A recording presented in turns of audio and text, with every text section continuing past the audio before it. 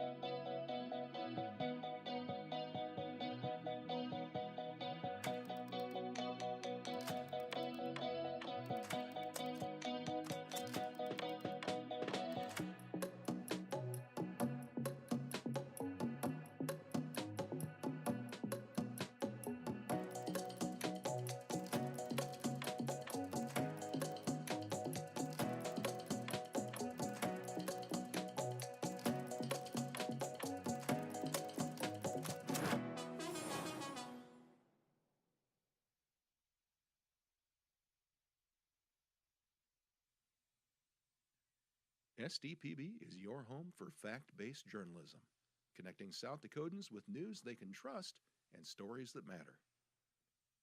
Good, useful, and full of wonder. SDPB.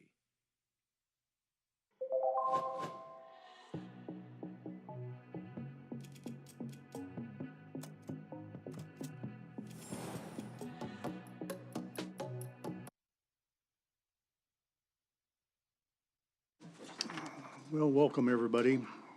This is Senate Appropriations.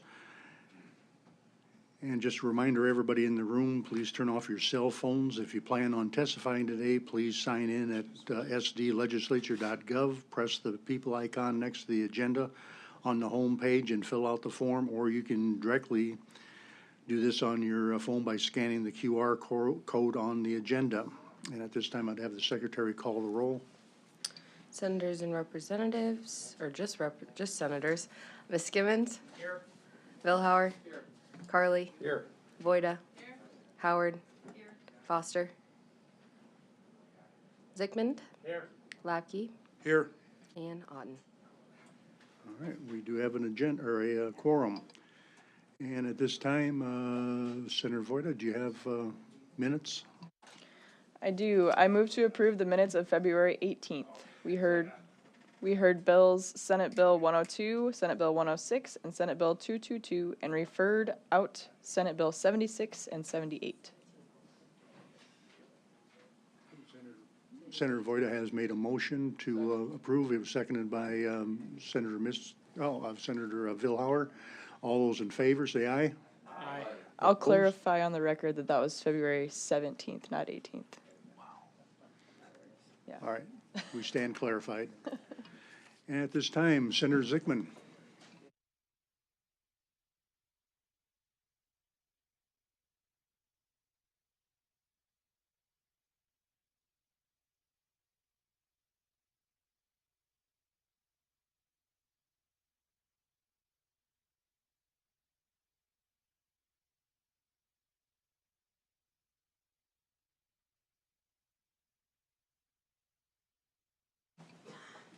right, just a reminder to everybody, make sure the lobbyists have it wearing your badges. And if there's any handouts, they're going to be distributed by the pages.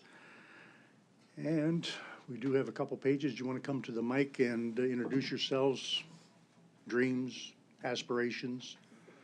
Mom and dad are listening, so if you're dating a boyfriend, his name. Thank you. I do not have a boyfriend, for the record. My name is Danica Tolick. I graduated early from Bonhomme High School. I live in Springfield, South Dakota. Right now, I just work full-time, basically. And my future plans, well, I'm going to start off with college and then eventually go active duty because I'm already in the Guard and I kind of enjoy it.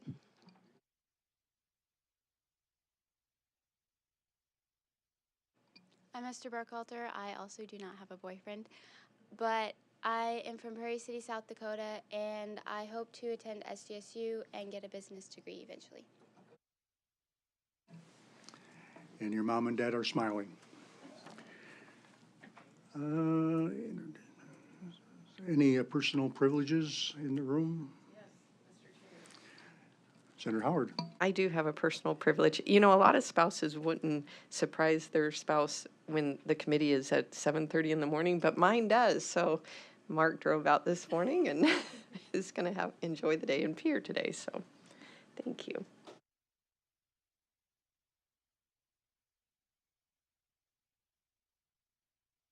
All right, we're going to be moving at a brisk pace, and we're going to start today at HB 1018. We're going to work our way, kind of jump around here. Amend the revision dates for monies appropriated to the Department of Education to improve and renovate the Cultural Heritage Center. Good morning, and would you identify yourself, and you may begin. Good morning, Mr. Chair. Cody Soser, Director of Division of Finance Management for the Department of Education. I want to thank you for this opportunity to testify on behalf of 1018. As you know, the Cultural Heritage Center is part of the Department of Education. This bill is very simple. It simply extends the deadline by which funds are approved for the CHC renovation, which must have been spent by June 30th, 2026 to June 30th to 2028. Specifically, this would allow the private dollars that we were raising or to be donated to be spent on the project. As you know, fundraising doesn't go as planned as time to time, but so this would help spend those dollars.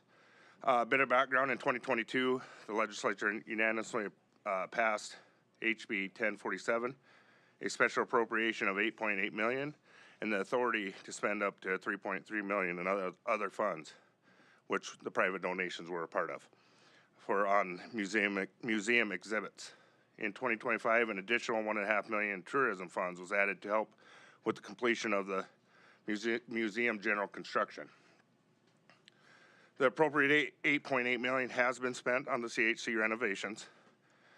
Because we still need the authority for the allocation of private funds to the project past this June, the bill moves the reversion date to June 29th of 2028. Approving this bill will thus ensure the project is completed with without additional state funding. We actually expect the project to be entirely completed by the end of 26-27 winter. So even though we're extended to 2028, we hope to be done well in time with the project. Therefore, I ask you for the support for this bill with an affirmative vote. I will stand by for question, and also Dr. Ben Jones, the Director of State Historical Society, is also with me to answer any questions you may have about the Cultural Heritage Center renovation. Thank you. Thank you. Proponents on HB 1018, proponents. Last call for proponents. Seeing none, are there any opponents to HB 1018? Opponent testimony. Last call for opponents. Seeing none, we'll go on to questions from the committee.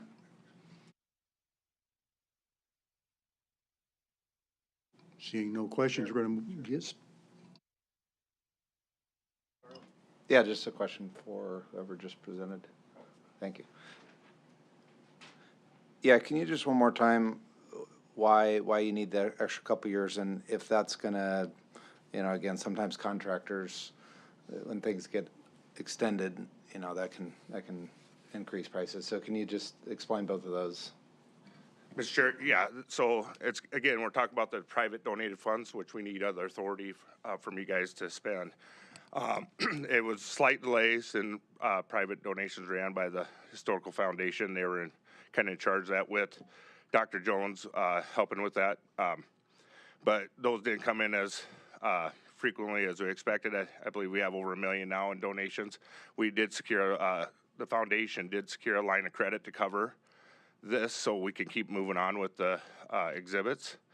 So we'll be able to keep going, spending those dollars when those, and get those donations back for the foundation to cover that $1.5 million credit that they took on. So that's the reason we don't expect the costs to rise on those again. And if any additional costs towards exhibits, that would be a part of another fundraising effort, probably on the foundation to take care of on those. And I assume the donations cover the interest on the loan that was taken out as well. Mr. Chair, yeah, that'll be on the foundation, take care of the interest. Any other questions from the committee? All right, seeing none, we're going to move on to discussion or then action. I'll move due pass on House Bill 1018. It has been moved by Senator Voida, due pass on HB 1018. It was seconded by Senator Misgibbons. Any discussion on it? I guess I'm glad that we heard that they had to take out a line of credit to cover that to keep going, just so everybody's aware of where everything's at. But I think if they're planning on covering it with donations, we move it to the floor. Any other comments? Seeing none, we have a motion of due pass by Senator Voida, seconded by Senator Misgibbons. Madam Secretary, would you call the roll? Senators Misgibbons, Aye. Billhauer, Carly, Aye. Voida, Howard, Foster, Zickmund, Lapke, Aye. Otten. 8 yeas, 1 absent. All right, with that, HB 1018 is going to head to the floor on a due pass recommendation. And now we're going to back up again. We will start with SB 210 to provide for a portion of revenues from wind farms and remain with school districts. Good morning. Would you identify yourself and you may begin?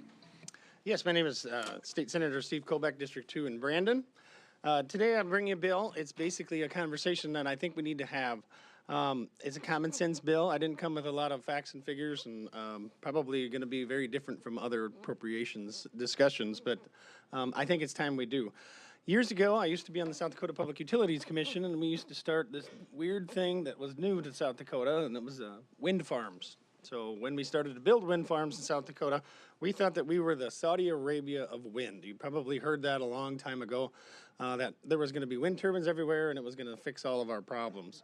And what we did on the Blue Ribbon Task Force was we thought that there was going to be so much wind that we decided to phase out the local property taxes. 5 years to the school district and then back it out, as you can see in the bill. I'm going to contend that that is not the way it should be anymore. However well-intentioned the legislation was and however well-intentioned it was years ago, the fact is that some people do not want wind. There's opposition that's growing to it, and I feel that if some county or township or wherever they're built, that if they build these things, they look at them, they should get the property tax from that.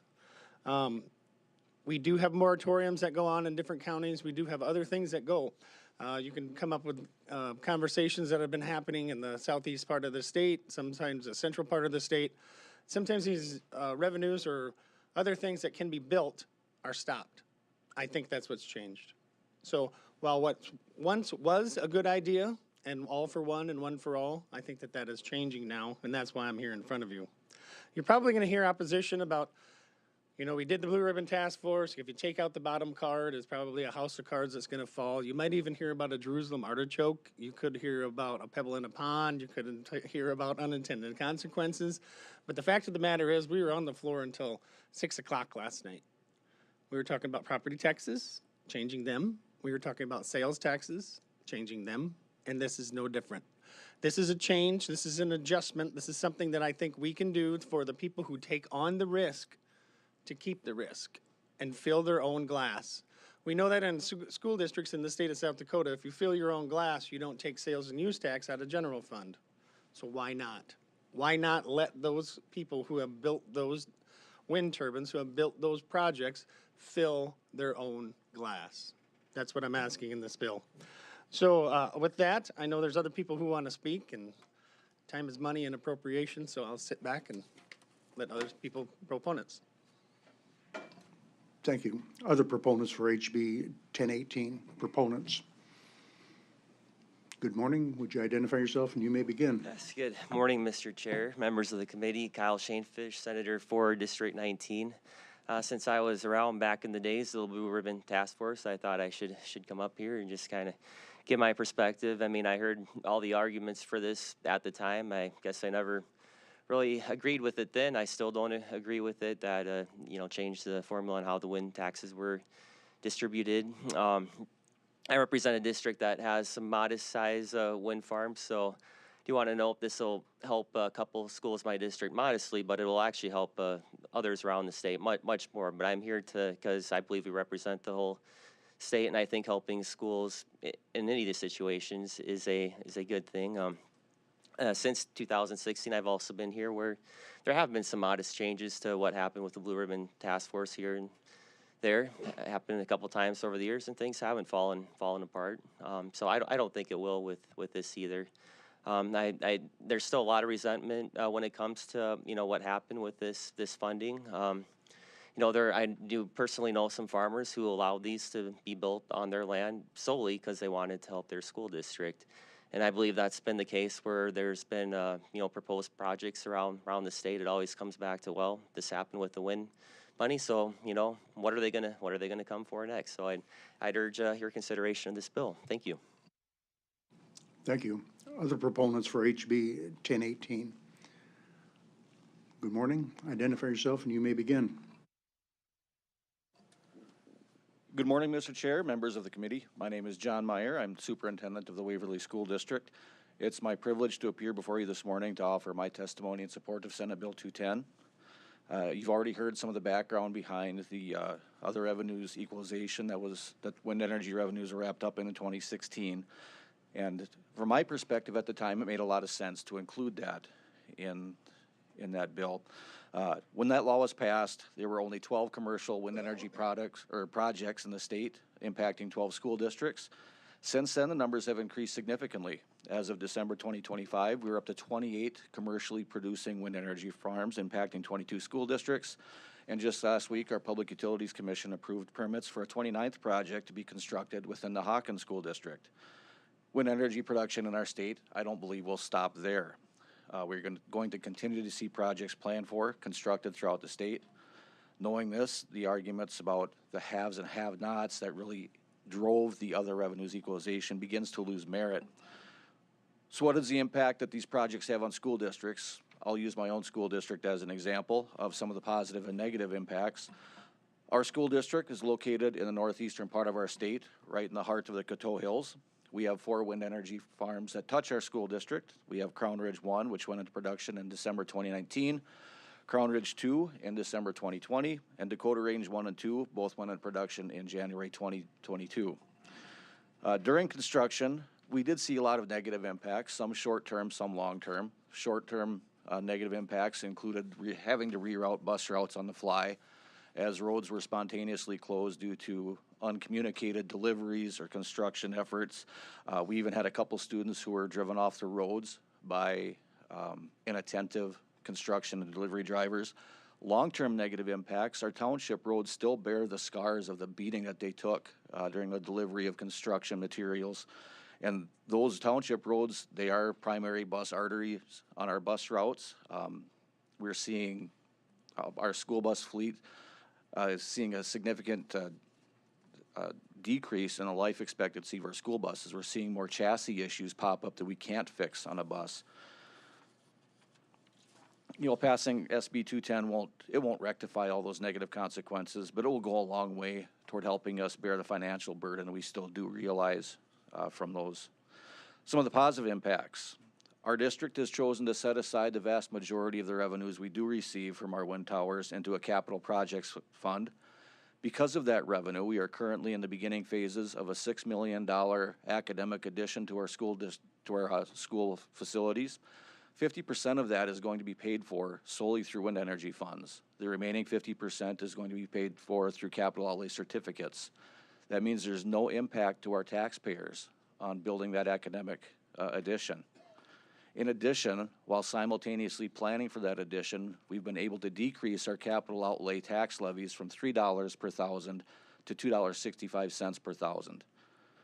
If SB 210 were to be enacted into law, the current perpetual $200,000 general fund opt-out that we have on our books at Waverly School District is something we will look very, very seriously at not taking, if not outright eliminating in the future to help alleviate the tax burden on our taxpayers. These are, in my opinion, ideal examples of property tax relief. And in a legislative session where property tax relief has rightly been a major focus, I think the relief that could be provided and that we at Waverly School District are providing through Senate Bill 210 must seriously be considered. I know that we are just one story, but a growing number of school districts throughout the state will have similar stories, especially if you empower us through Senate Bill 210. I respectfully urge your affirmative vote, and I will stand by for any questions you may have. Thank you very much. Thank you. Other proponents for HB 1018? Good morning. Identify yourself and you may begin. Good morning, Chairman. Members of the committee, my name is Cody Honeywell. I'm a registered lobbyist for Clean Grid Alliance. Clean Grid Alliance is a member association of 40-plus companies that are interested in renewable energy development, including wind farms. There's not much I can say that hasn't been said already, so I will be brief.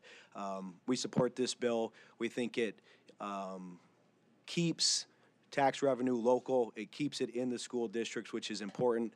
I don't think I can say it better than Senator Colbeck said it. Why can't school districts, why can't you fill your own glass? I think that's a great metaphor to what is happening right now.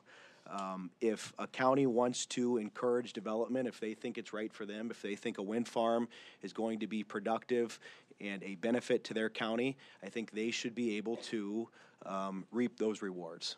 So we support this bill. We think it's pretty simple. Thank you. Thank you. Other proponents for SB 210? Good morning. Identify yourself and you may begin.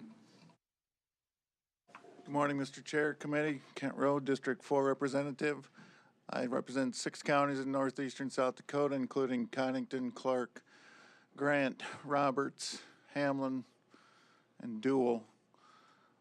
5 of those counties have wind farms in them. I think this is a good way to provide some help back to those communities that have wind farms that are out there making money for the state. I think the money should stay with the school districts and with the counties. Some of me too on this. Thank you. Thank you. Other proponents for SB 210?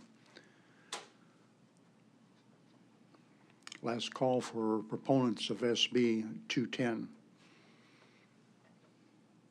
Seeing none, we'll move on to opponent testimony of SB 210.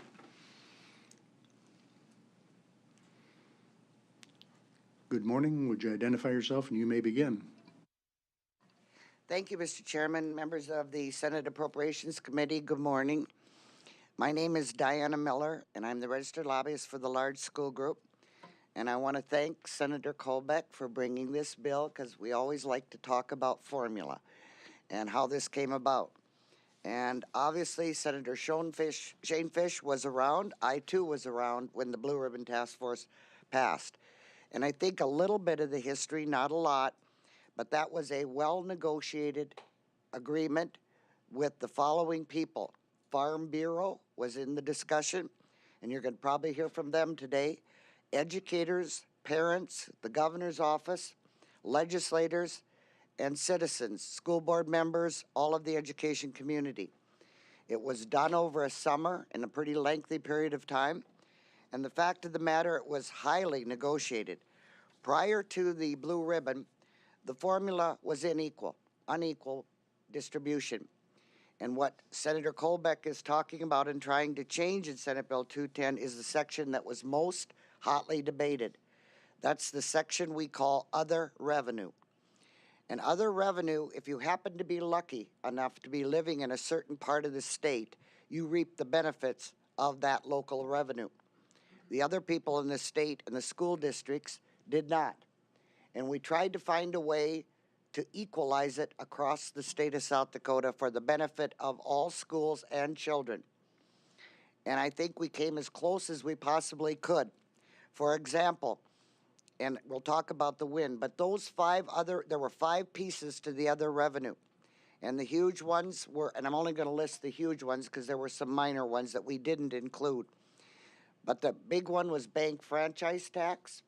You had gross utilities, and you had pension levies in school districts, and on down the line.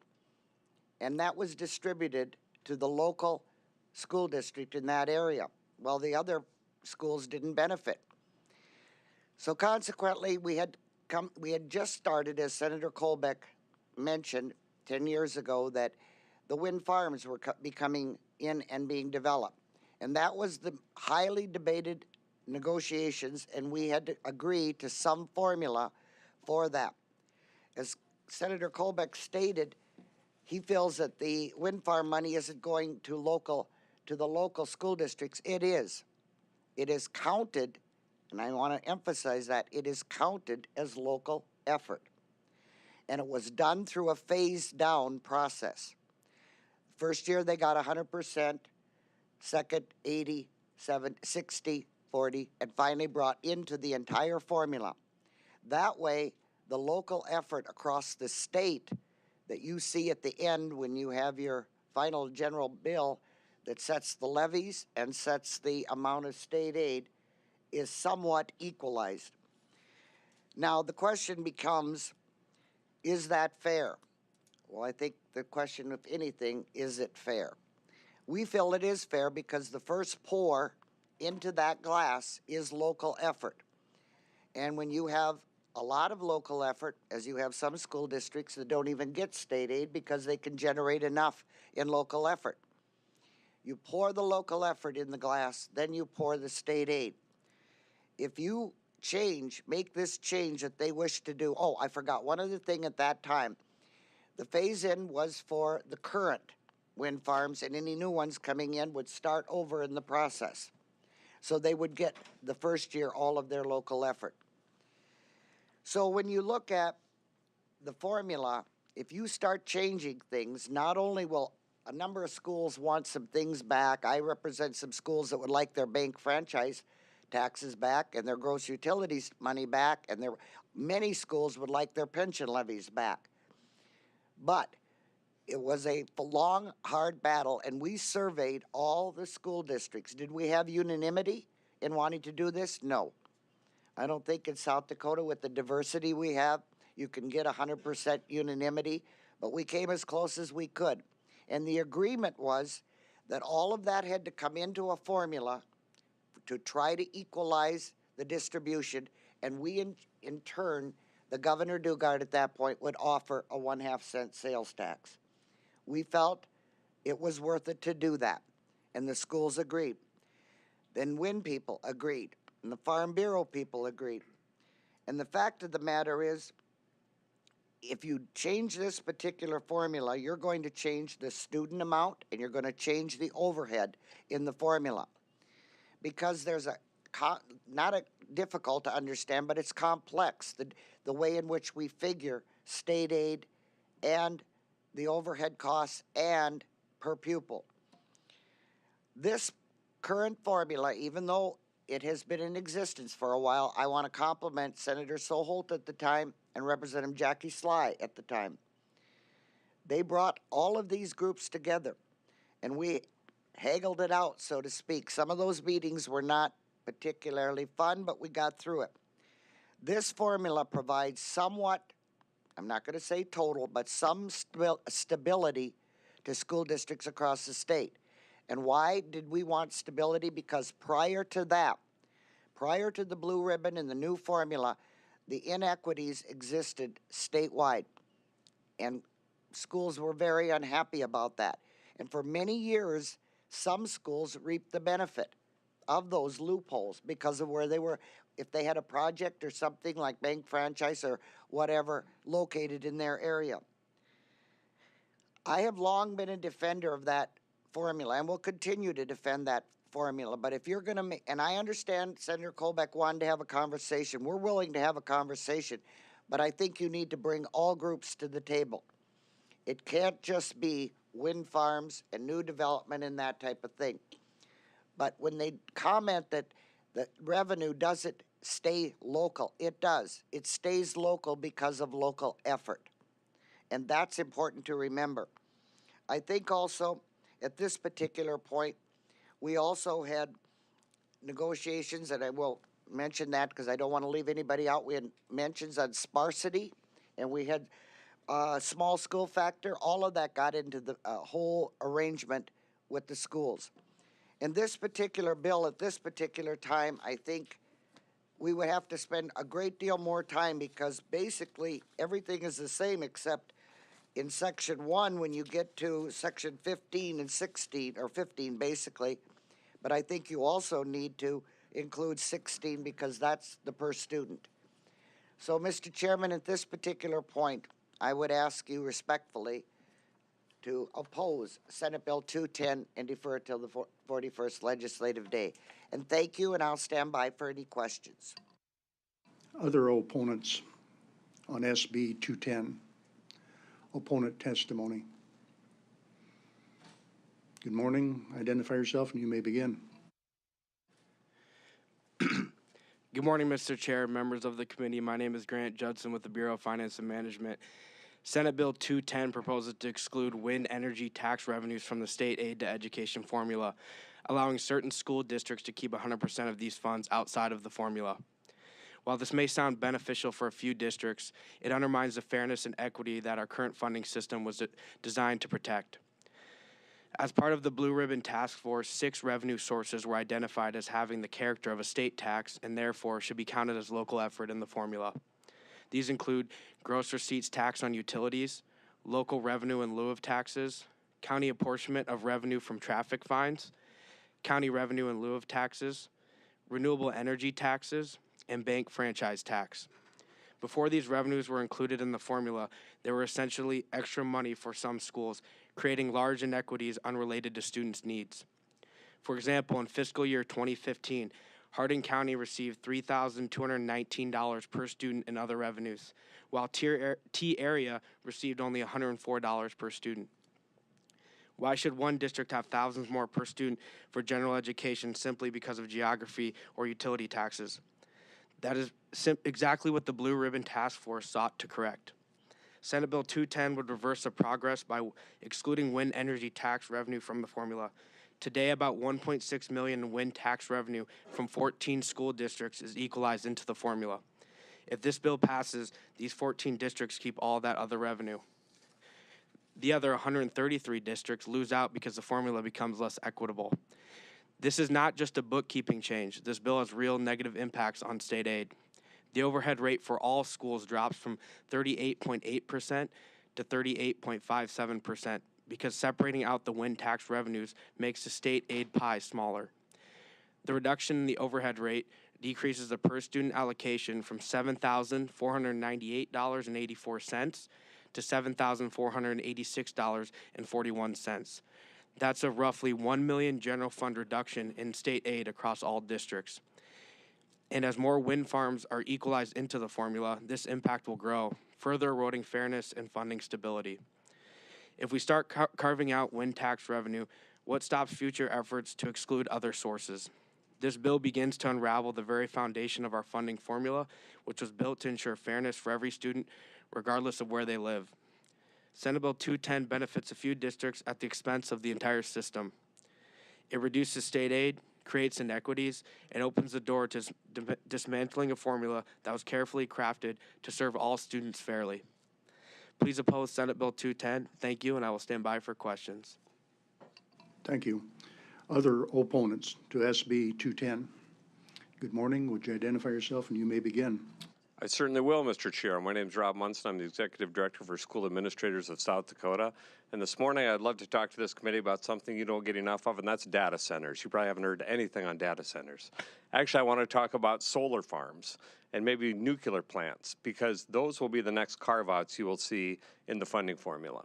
A couple years ago, I think it's been 2 years ago, the solar folks came and said, we're going to start up some new solar farms, and we want that all to remain as local effort for the school districts, because they're going to have these monstrosity solar farms in their districts. They should get the revenue from that. We said absolutely not. This formula has been in place. It's working. We cannot have any carve-outs. So, Mr. Chair, we would ask that you resist this current carve-out and keep things as are and oppose this bill. Thank you. Thank you. Other opponents to SB 210? Morning, Mr. Chairman. My name is Mitch Richter. I'm representing the South Dakota United School Association on this particular bill this morning. As I look around the room, several of you have not been here since this formula, when this formula was derived, and there was a lot of work put into that. There was a former legislator by the name of Dan Dryden who was the business manager for the Rapid City School District, and he worked very hard with the Blue Ribbon Task Force to try to bring in all of this other revenue that we're talking about here. If we all would agree, I think, most of the schools will tell you that if this funding formula was properly funded every year like it should be, according to law, we wouldn't have questions about how whether schools should get more money every year. But it's not been. Now, the administration will tell you in Governor Roden's speech, he talked about how they overfunded schools in the last 7 years. But if you go back to when the Blue Ribbon Task Force was first implemented, there were several years you didn't do anything, or you did less than 1%. And that's where the formula fell apart. And now we're trying to play catch up here. And if you start taking this money out, it's like Mr. Munson said, every year somebody's going to be back at this table. When you're driving west on Interstate 90, when you get to New Underwood, you'll take a look off to the left there, just west and south of New Underwood. It looks like a lake out there. That's not a lake. It's a solar farm. And it looks like water from 2 miles away, but it's a huge solar farm. And I guarantee if you do this, New Underwood's going to be here next year saying, listen, we want our solar money. And it's just never going to end. There are some districts that have nothing in their district like this that would give them other revenue. So this keeps the formula whole and keeps the formula fair, and we urge you to defeat this bill. Thank you. Thank you. Other opponents to SB 210? Good morning. Identify yourself and you may begin. Morning, Chair, members of the committee. Matthew Bogue, registered lobbyist for South Dakota Farm Bureau. Repeat a lot of the comments of the previous speakers. I do want to thank Senator Kolbeck for bringing the bill and having the conversation. We were one of the organizations that were at the Blue Ribbon Task Force, part of all those negotiations. Ms. Miller is correct. A lot of those conversations weren't fun, but I think a sign of a good negotiation is everybody walks away and not everybody's necessarily happy. So, I think all the former speakers have really reiterated good points that, if you open the door for wind farms, then what's next? And you kind of just keep going down the line and it can create inequities in the formula. So urge a no vote on the bill. Thank you. Other opponents to SB 210? Last call for opponent testimony on SB 210. Seeing none, we'll move on then to questions from the committee.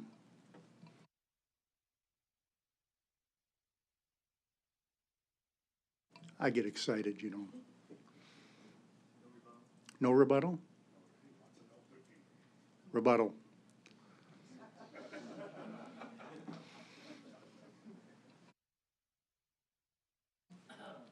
All right. So I guess I would just touch on a couple of things. When they talk about lucky, we could all be lucky, right? So if I could go back in time and ask the Blue Ribbon Task Force if they think that this was a good idea, maybe they would, maybe they wouldn't. I think that they wouldn't because things have changed. That's what we're talking about here. If we want somebody to pass a moratorium on banks or utilities, maybe somebody would want their bank franchise tax. That's not what we're talking about here. We're talking about counties and other places that do not want wind. So why should someone who takes the risk give them a dime? That's what we're talking about. We're talking about local farmers who want to take on the risk, and they want that to go to their school district. That's what we're talking about. And I understand, lots and lots of work went into the Blue Ribbon Task Force, and they're right. They did negotiate, and they did do that, and they did come to an agreement. That doesn't mean that the agreement is good today that it was then. So the difference is some can, but they won't, or they don't want it. And that's okay. I'm not saying that's bad.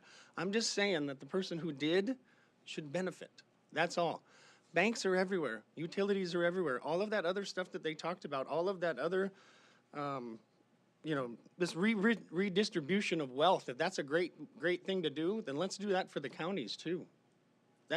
I'm talking about something that is unique now, that maybe we thought wasn't going to be unique, that maybe we need to adjust. That's what we're talking about. So, and when they bring up solar farms and data centers and stuff like that, we've got 6 bills in Senate State Affairs today to try to kill data centers. Some people want them, some people don't. So should they? Should the county who does take a data center, should they share? I don't know. That is probably another conversation we should have. And solar, Walworth County killed a ton of solar because they didn't want it. Why? Because there's no local economic impact to the county. They don't need it. They don't want it. That's what we're talking about here. We're talking about giving the incentive, giving the people who do it, the people who want it, let them keep that. I know that that's maybe a house of cards, and I know that might not be the right answer, but that's the way I feel about this particular thing at this particular time. Thank you. Thank you, and excuse me for my lapse of. All right, we'll go into committee questions. Questions from the committee. Senator Voida. Thank you, Mr. Chair. I'm not sure who this should be for, and I don't know if anybody can even provide me this information, but I would love to see a comparison on the money that is generated. We heard that it's roughly 1.6 million spread across 14 school districts. I would love to see the breakdown on what is the state currently paying in state aid to those 14 school districts, and if this bill were to pass, I'm assuming a lot of that would be eliminated for those school districts. So what would the impact be? I just, in order to make a good decision on this, like we really need to have a breakdown of the raw numbers on this. So maybe we should defer this, but that would be the chair's call, I think. But I would love that information.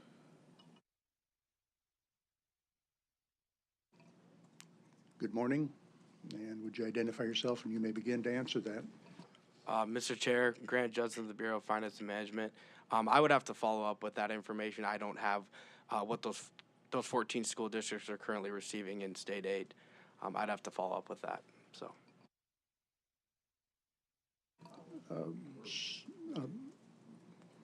Senator Howard. Thank you, Mr. Chair. You can stay there, Grant. But wouldn't you say that the whole reason this was equalized was so that because we were these projects were generating more than necessary in these districts, so we wanted to equalize that across the other districts.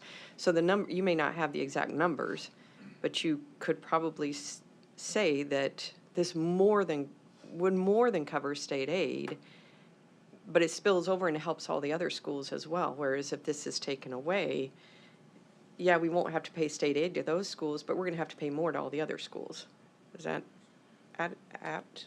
Mr. Chair, I don't know if the revenue they receive from wind farms would cover their total need, but it definitely, takes up a portion of that. And, obviously, like you said, this is, by putting this in the formula, it's spread out across all districts to get away from creating inequities from a school district getting $3,000 or $100 from other revenue. Senator Lapka. I know there's several examples across my district of school districts that were self-sustaining, very independent of state funding, and with the removal of those other revenue sources have led to an opt-out. So in pertaining to windmills here, of those 14 districts, do you have any data showing how many of those school districts have had to, in fact, opt out with the loss of those funds? Mr. Chair, I do not have that information right now. I'd have to follow up with that as well. Senator Carley. Thank you, Chair. Maybe you could potentially answer this or the sponsor. Who originally funded the wind farms? Who actually paid for those installations, setup, the maintenance? Who did or is funding that?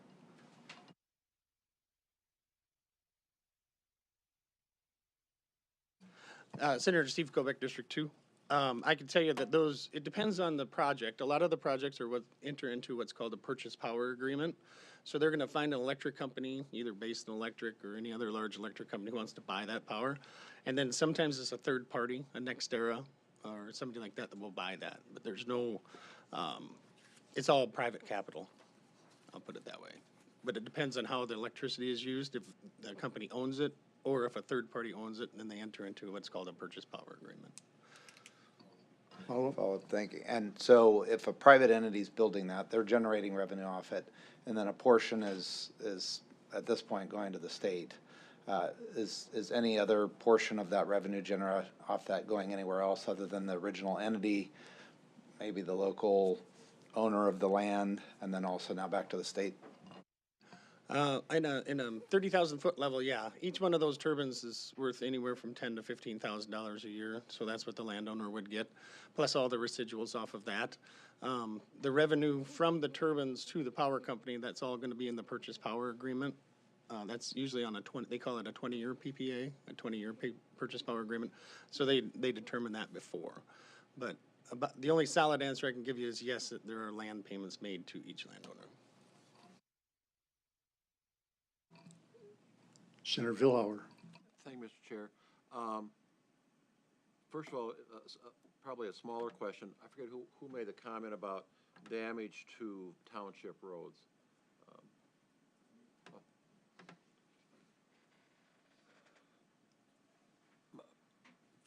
My question is, I know I'm from Watertown, so I'm aware of the wind farms, the damage to roads. I know a lot of county roads that were reconstructed. Why are not the township roads being made whole to damage that are being done to them? Mr. Chair, John Meyer, Superintendent of Waverly School District. I'm not a member of any of the township boards themselves, but in conversations that I've had with them, several of the townships have not been part of the settlements to repair roads like the county governments were. And if they were, the monies that they've received have not been substantial enough to fully fund the repairs to the township roads. Or comments. Again, limiting exclusively to wind farms. I'm assuming they are still growing across the state. I don't know who would be able to answer that question. Senator Kobeck or?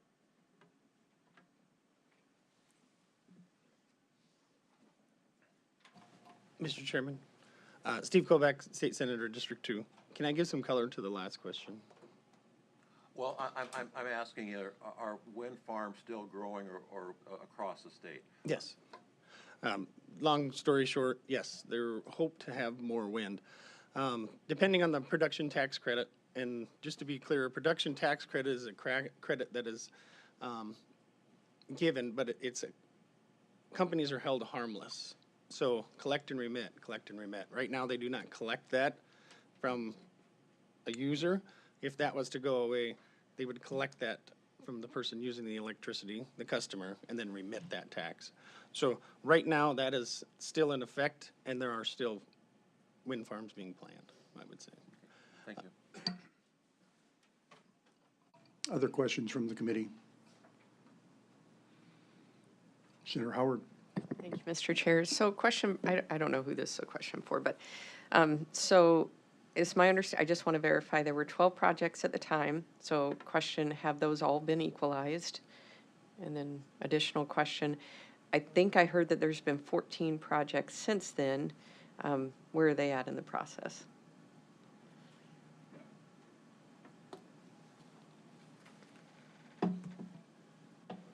Good morning again. Identify yourself and you may begin. Diana Miller, representing the registered lobbyists for the large school group, yes to the first question. Very simple. All 12 have been brought in. I believe it was the last level a couple years ago that we brought everybody into local effort. I don't know where the number of 14 companies or whatever, I have no idea where they are in the process. Somebody, because it would depend on their development too. Senator Misgivens. Thank you, Mr. Chairman. I would like to invite Senator Colbeck to come up and finish his comments that he had to make on the previous question. Thank you. Steve Kovac, Senator, District 2. I think what your question is asking about road damage. So when a wind farm is permitted, inside of that is the South Dakota Public Utilities permit, and inside of that is conditions, and normally those conditions contain bonds, and then it has to do with the local roads. So once the project is done, they have to get all of the county, the township, and everybody whose roads were affected to sign off, and then once they sign off that the roads are back to where they were, then those bonds can be released. What happens is, I believe what the superintendent is talking about is after the initial construction.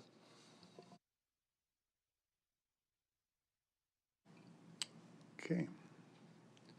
See no other questions. We would have next up then committee discussion, but I'm going to defer this to Monday. Thank you all. And we will move on then to SB 225, appropriate interest earnings from unclaimed property trust fund to school districts.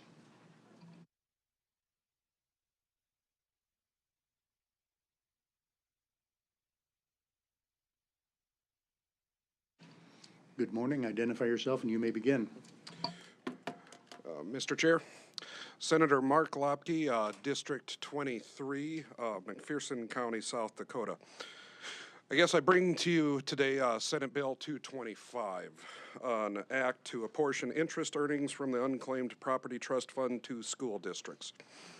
I guess as the good senator that was formerly here from Minnehaha County alluded to, we had a large discussion on the floor yesterday pertaining to property tax and looking at alternative funding mechanisms. A lot of the discussion yesterday surrounded about shifting that tax burden, you know, primarily between sales and property tax. How do we make that balance? I spent a long time this summer kind of going over that entire process because the property tax situation is a very complex issue. And it can only be solved by coming up with an alternative source of funding.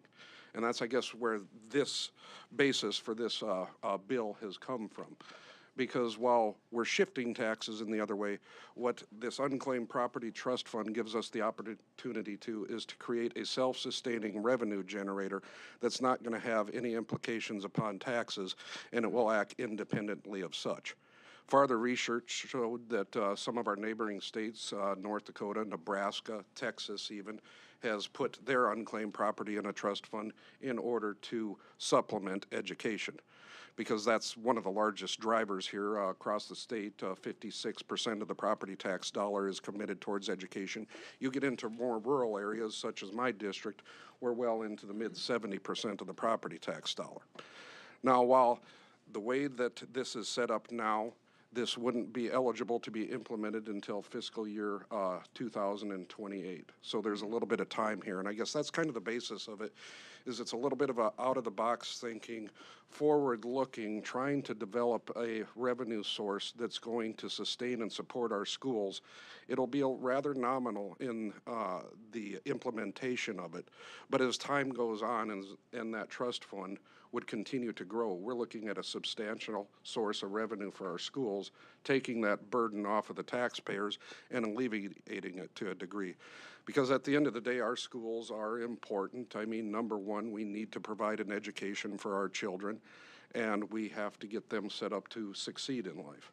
Number two, we're also constitutionally required to do that. And my hope is that looking well out into the future, I'm more of a forward-thinking type of guy, that hopefully we're able to take the burden off of the state in some capacity as well. So I think it's a good method to do that. Kind of the nuts and the bolts of the bill is the way that it would work is distribution is always a concern of that. And it's been my experience on appropriations here. Anytime you have to hire more employees, that becomes added expense at the same time. And so in conversations with the Commissioner of School and Public Lands, a time-tested, trusted, transparent source of distribution, you know, we looked at going down that avenue. And they would not have to hire any additional FTEs. The administration would be seamless. So I think this is a good bill that has a lot of potential in the future, and I will stand by for any questions. Thank you, Senator. Other proponents for SB 225? Good morning. Would you identify yourself and you may begin?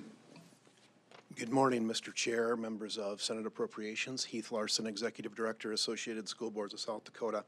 We represent about 845 school board members across the state, the schools they govern, and students that they serve.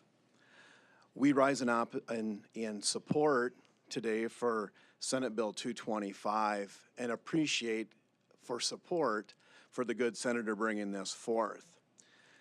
This is a very well thought out, a very common sense, straightforward bill. We're looking to the vision and the future of the state of South Dakota and the children of our state and educating them. This bill provides a great opportunity for our state to look forward and be forward thinking. With conversations with the good senator bringing this forth, the School and Public Lands folks, we see this unclaimed property trust fund, and we have in a standing position associated school boards that we added this year over the course of the summer with the concerns about property taxes. We know schools are funded in large part on local effort and property taxes, also filled with state aid. This provides an opportunity for our state to address some of those issues as we move forward. As Senator Lapke said, this is not available for distribution until FY28, and it will be a slow roll potentially until it can build up, but the potential there is a very strong option and opportunity from a revenue perspective for our schools. We all stand up, we all support our schools, we support our K-12 school districts, and we are greatly supportive of that. We need opportunities for revenue to continue to grow, to continue to be strong supporters for education in this state. So with that, I'll stand by for questions, but we really encourage your support of Senate Bill 225. Thank you. Thank you. Other proponents for SB 225? Good morning. Good morning, Mr. Chair, members of the committee. Rob Munson, Executive Director, School Administrators of South Dakota, representing all school districts in the state of South Dakota. I want to thank the senator for this novel idea and bringing this forward. I've been doing this work for 14 years, and every year fighting for every penny we can get for K-12 education. And the line I always heard was, Rob, the pie's only this big. And so the only way to get more money was to grow that pie, which we did certainly with the blue ribbon work and grew the pie. But I see this as an opportunity also to grow that pie and have some more revenue at the disposal of a couple entities that need a boost. So we would ask you to please move this forward, Mr. Chair. Thank you. Other proponents for SB 225? Good morning. Identify yourself and you may begin. Good morning, Mr. Chairman, members of the Senate Education Committee, Diana Miller representing the large school group. And I'd like to just wave pom-poms because for the first time I want to thank Senator Lapke for coming up with such a unique idea. And number two, growing a revenue source. Yay, yay, yay. And not adding staff to the state government. Yay, yay, yay. And it's self-sustaining. Yay, yay, yay. It's not often we get to do that up here because we're always fighting for the dollars in the pie. And he has come forward with such a unique idea that will also, I think, or at least looks at the property tax issue, which will probably continue beyond this year. But we have to find ways, as we've heard, to grow the pot. And we're going to grow the pot with this. It's going to take a couple years, but the interest will accrue. I also think it was thinking when we did the unclaimed property trust fund.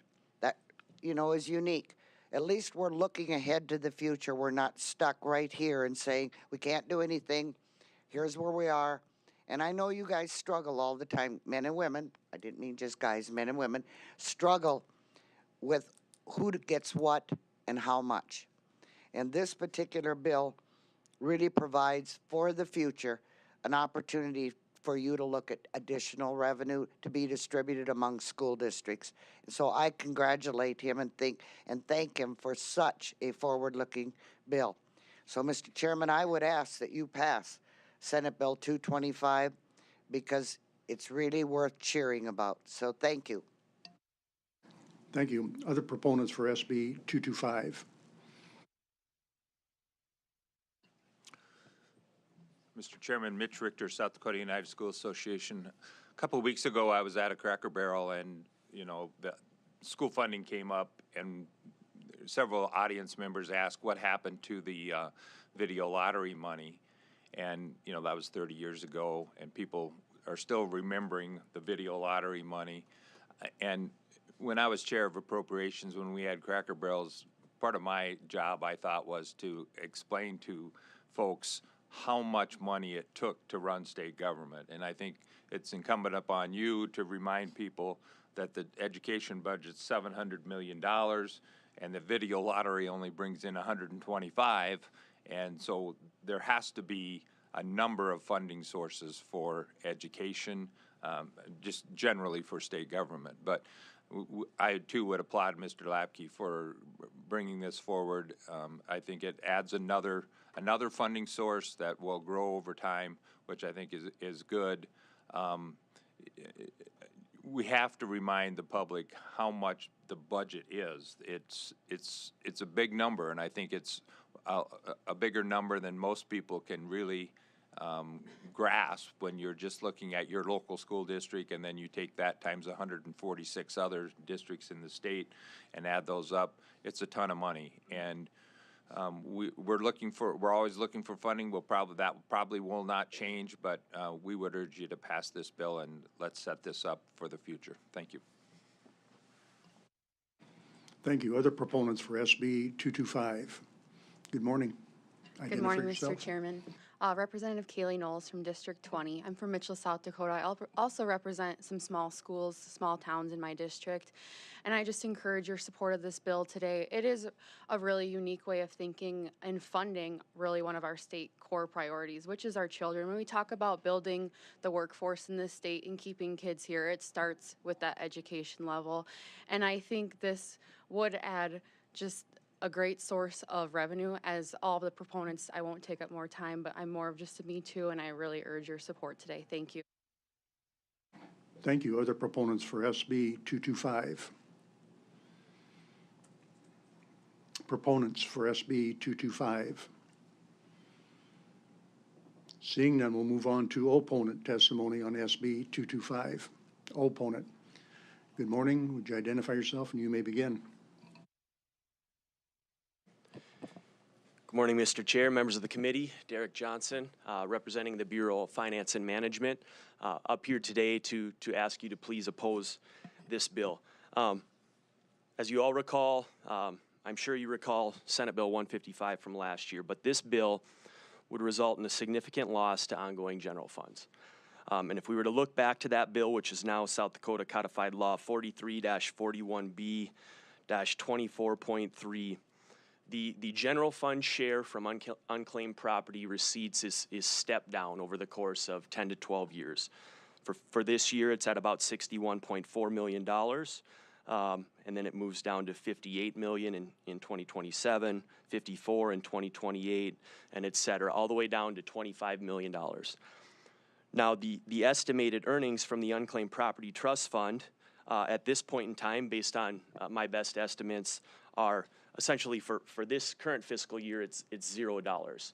For fiscal year 2027, it's less than $1 million.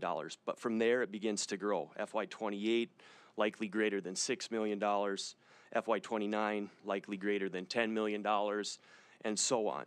And many of you may remember kind of a bar chart that we showed last year when we were talking about Senate Bill 155 that showed this revenue source of the general fund receipts plus the earnings kind of flat and dipping a little bit in the short term, and then in the long term starting to grow as those earnings started to build in this trust fund.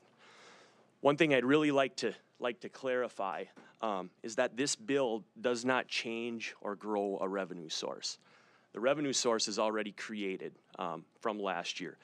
It doesn't change or grow a revenue source. It simply just redirects where it goes. And so I would say that Senate Bill 155 from the 2025 legislative session, which was widely supported last year, that was the great opportunity to look forward. It provided a stable and predictable ongoing revenue source. It created a trust fund to pay unclaimed property liabilities now and in the future. And this bill removes the stability for ongoing general fund revenue.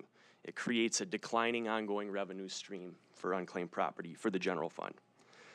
These types of distributions, going different places, limit your ability as the Appropriations Committee and as legislators to respond to the state's needs.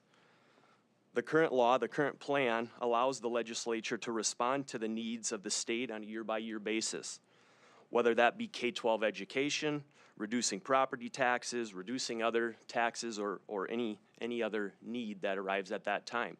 So for example, in a couple of years when there may be $10 million in ongoing general funds from this revenue source, that could be used to increase the state's share of general education, or it could be used to increase the target formula for the K-12 education formula. Those funds can be used for education. In closing, Senate Bill 2025 creates a significant loss in ongoing general fund and reduces the legislature's ability to respond to the needs of the state each year through the budget process. We appreciate your thoughtful process that you bring to all of these bills. Thank you for your time and commitment to making the decisions that reflect the best interest of the state in the long term. Please vote no on Senate Bill 225. Thank you. Other opponents to SB 225? Other opponents? Last call for opponent testimony on SB 225. Seeing none, we'll go on to questions from the committee.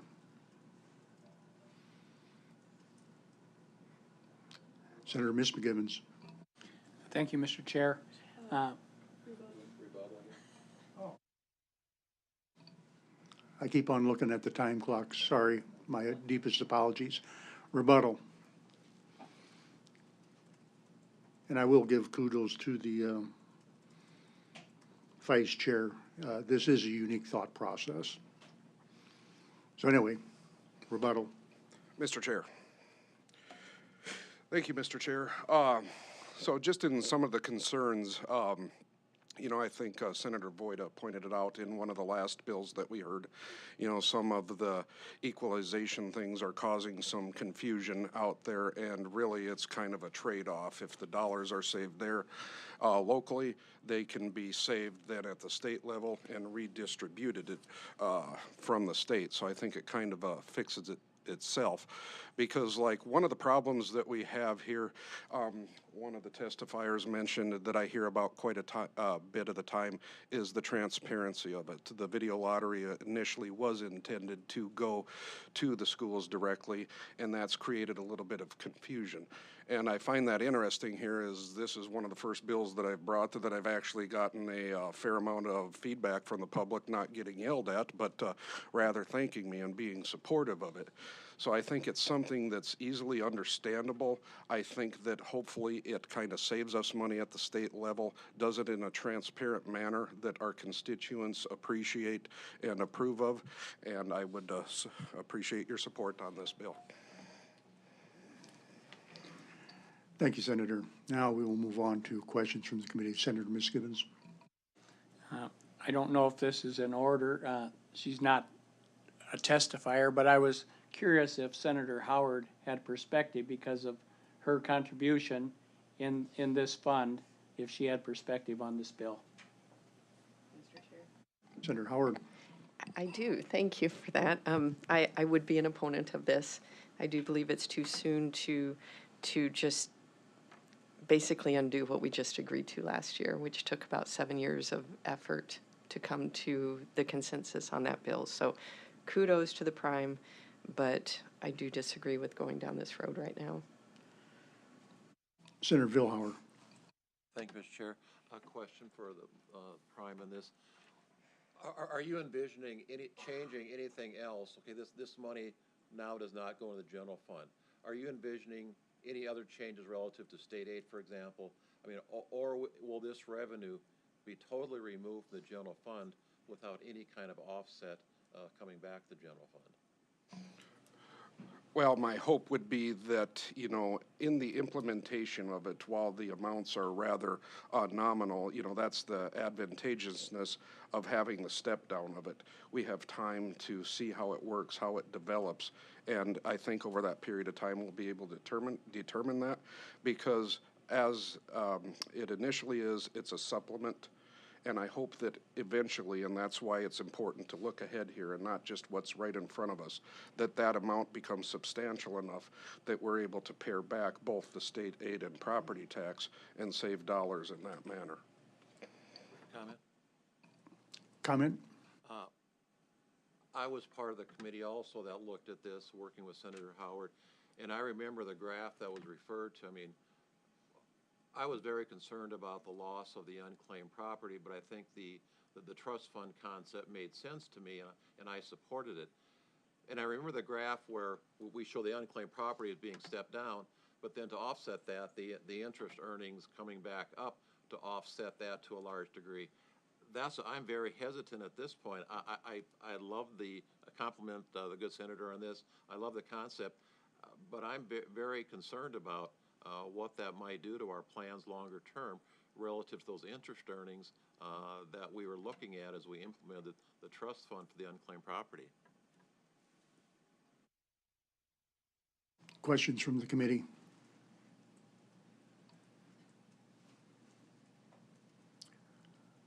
All right, seeing none. We are then on to my decision. And I've been fighting to try to get us up on our timeline, and so I apologize to everybody on that. I wanted to make sure that those last two bills had got a fair hearing, and so with that, I'm still going to defer this. It builds up consternation on our other end when we hit Monday, but I'll share that madness here in a moment. For BFM, make sure you get those documents to us, get them to LRC so we can see those estimates on what was happening with the wind farms. All right. Okay.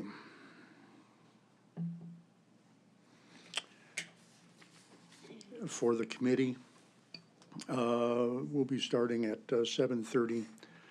I'm going to bring you in at 20 after, have a quick huddle in the other room, not in here, other room. And so we'll get our footing set, and then for Monday, we'll end up coming in 15 minutes early to do a front load, but we'll be clearing stuff very rapidly. Don't like doing that, but that is the nature of the beast. So with that, I would entertain Senator Vilhauer. I apologize, Mr. Chair. I apparently wasn't listening close enough. 7:20, we start tomorrow morning. Is that? That's on Friday. On Friday. On Friday. Okay. Yep. And we will start with a quick huddle. Thank you. And just for everybody, since I do have a few educators in here,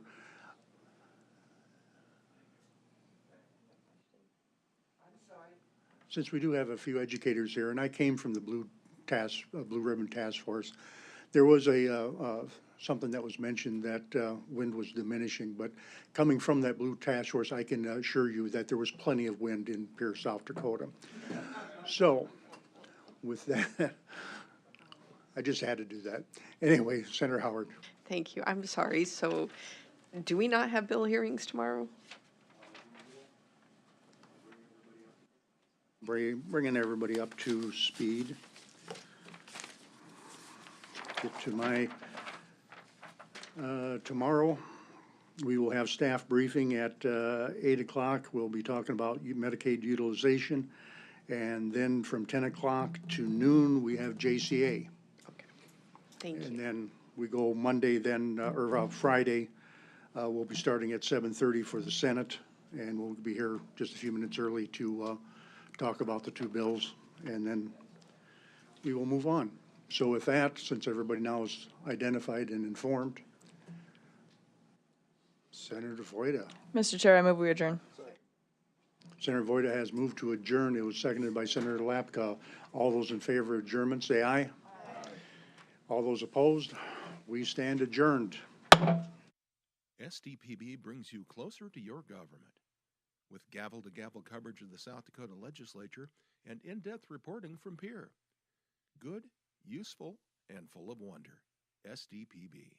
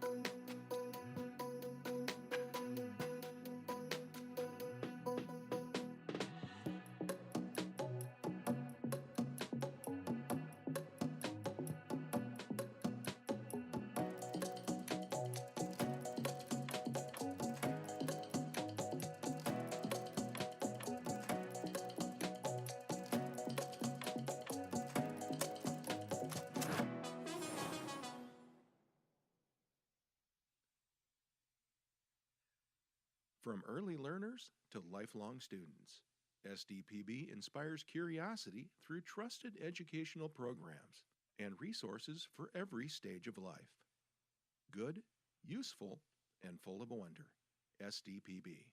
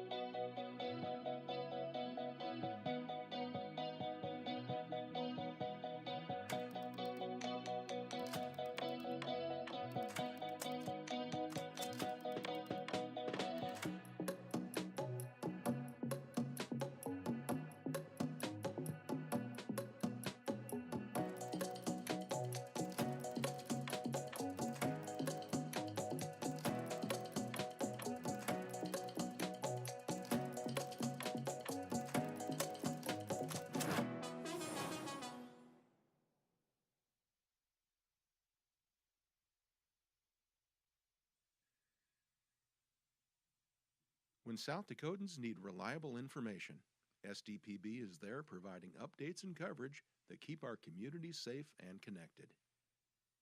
Good, useful, and full of wonder. SDPB.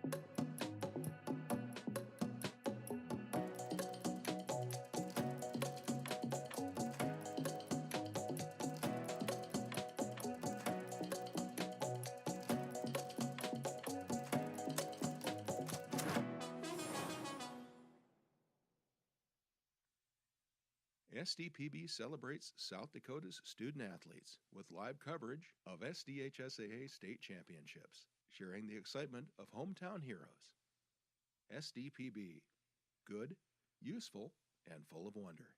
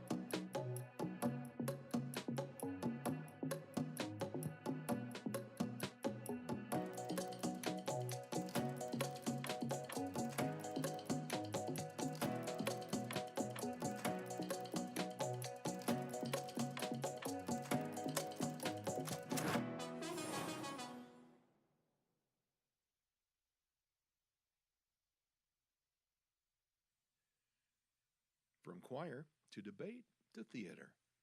SDPB shines a spotlight on South Dakota's talented students through SDHSAA All-State Fine Arts programming. Good, useful, and full of wonder. SDPB.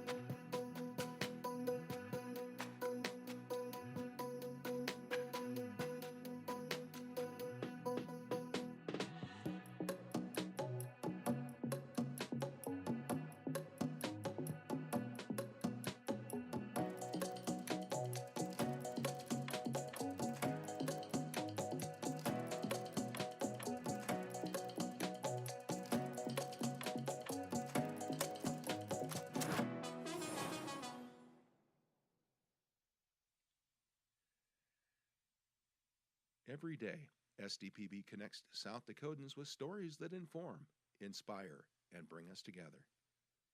SDPB, good, useful, and full of wonder.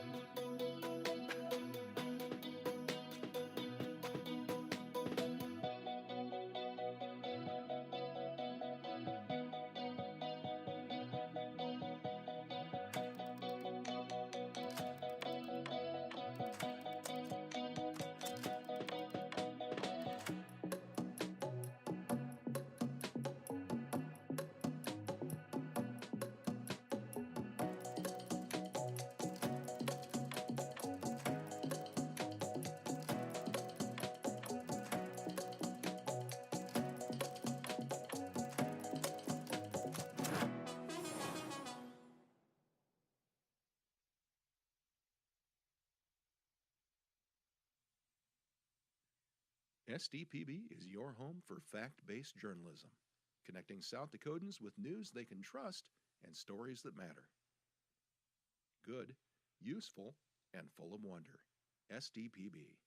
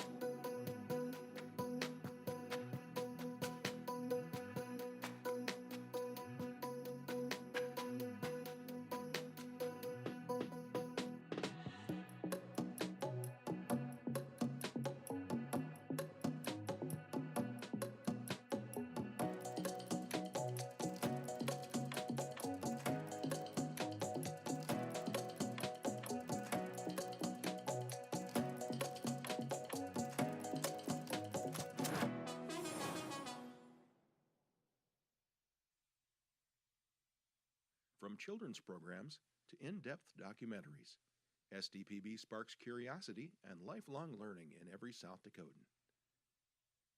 SDPB. Good, useful, and full of wonder.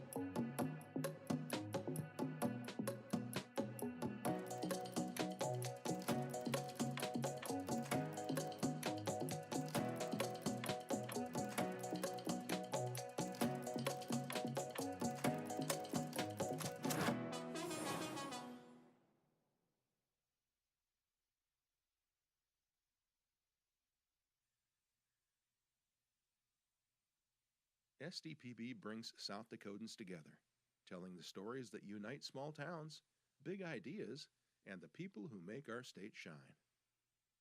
Good, useful, and full of wonder. SDPB.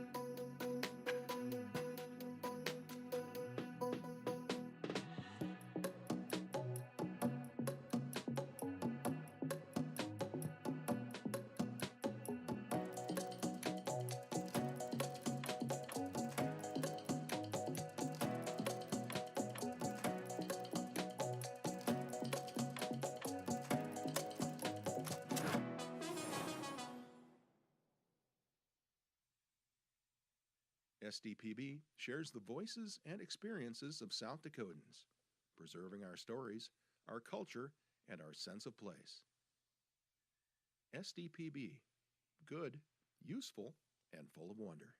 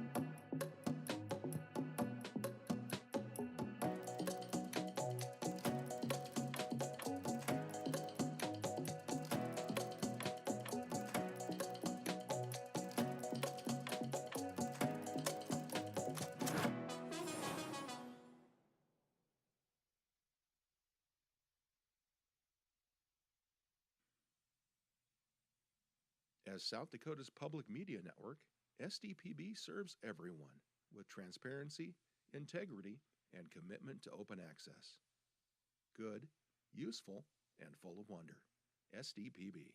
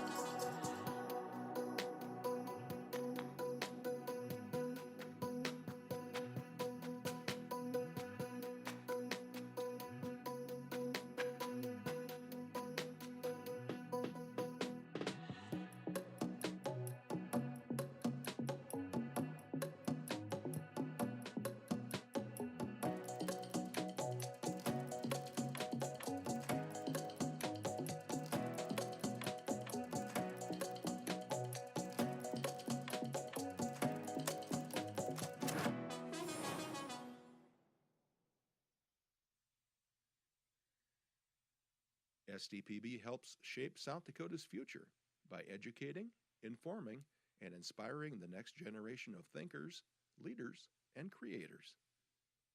SDPB. Good, useful, and full of wonder.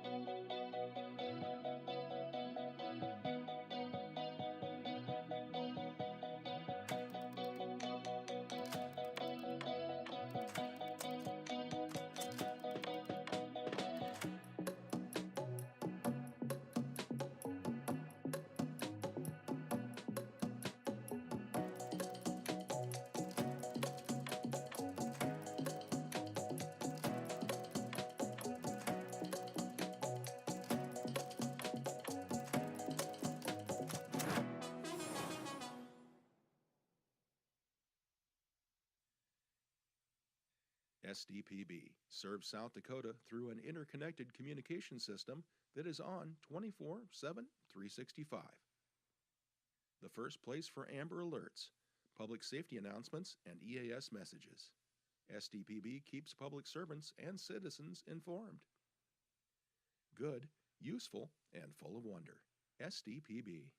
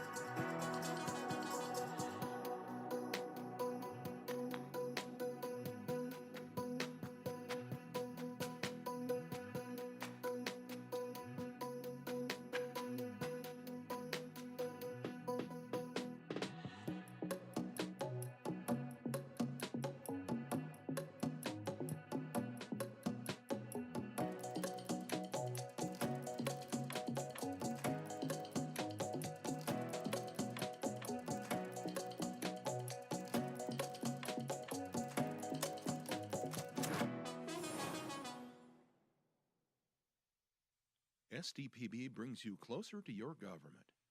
With gavel-to-gavel coverage of the South Dakota Legislature and in-depth reporting from Pierre. Good, useful, and full of wonder. SDPB.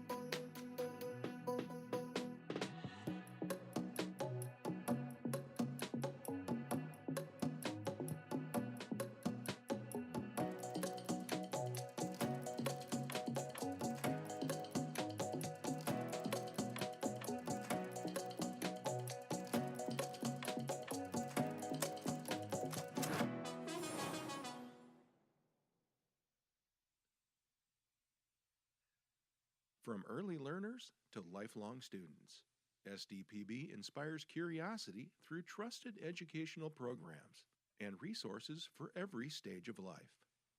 Good, useful, and full of wonder. SDPB.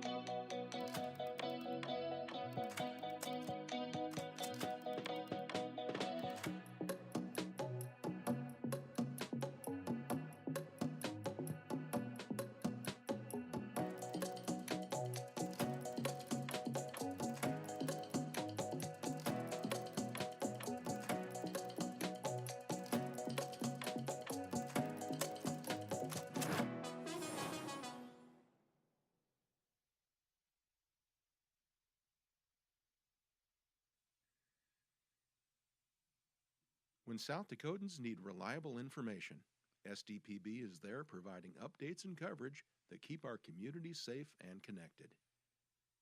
Good, useful, and full of wonder. SDPB.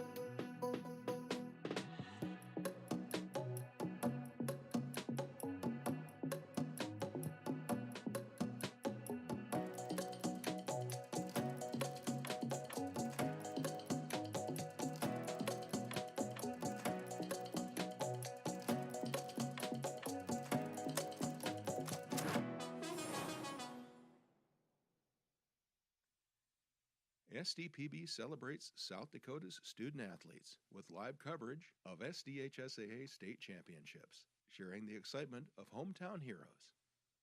SDPB, good, useful, and full of wonder.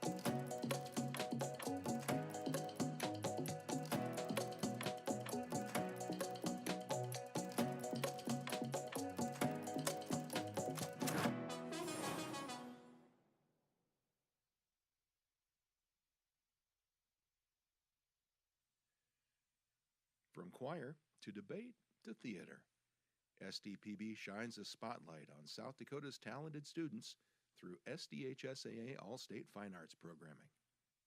Good, useful, and full of wonder. SDPB.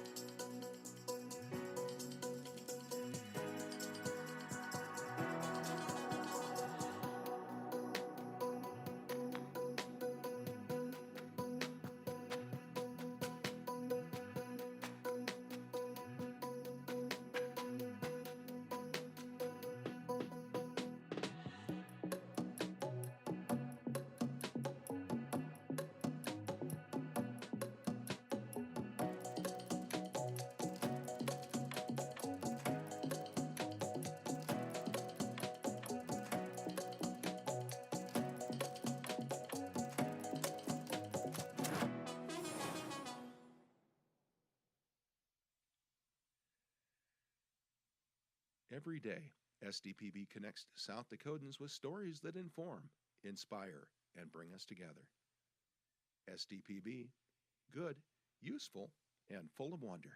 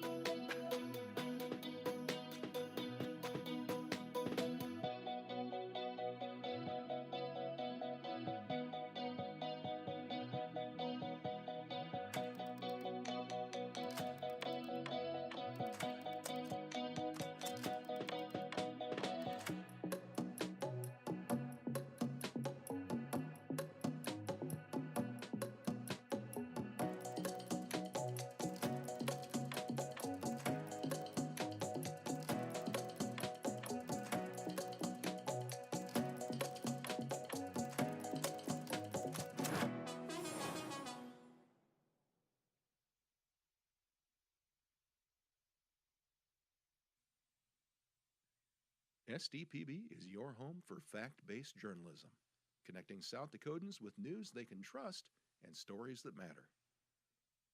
Good, useful, and full of wonder. SDPB.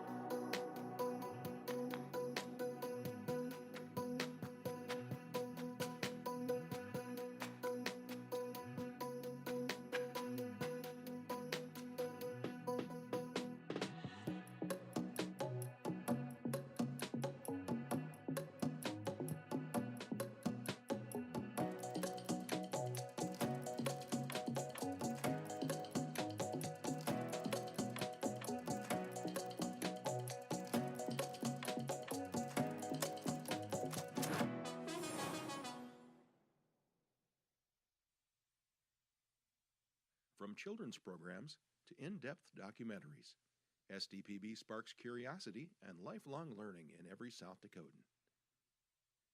SDPB, good, useful, and full of wonder.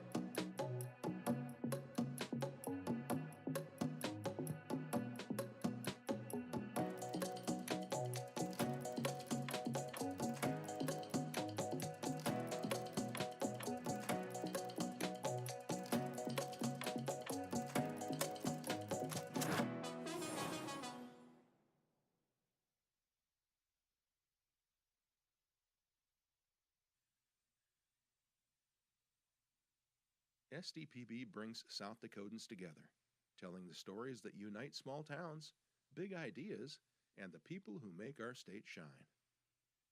Good, useful, and full of wonder. SDPB.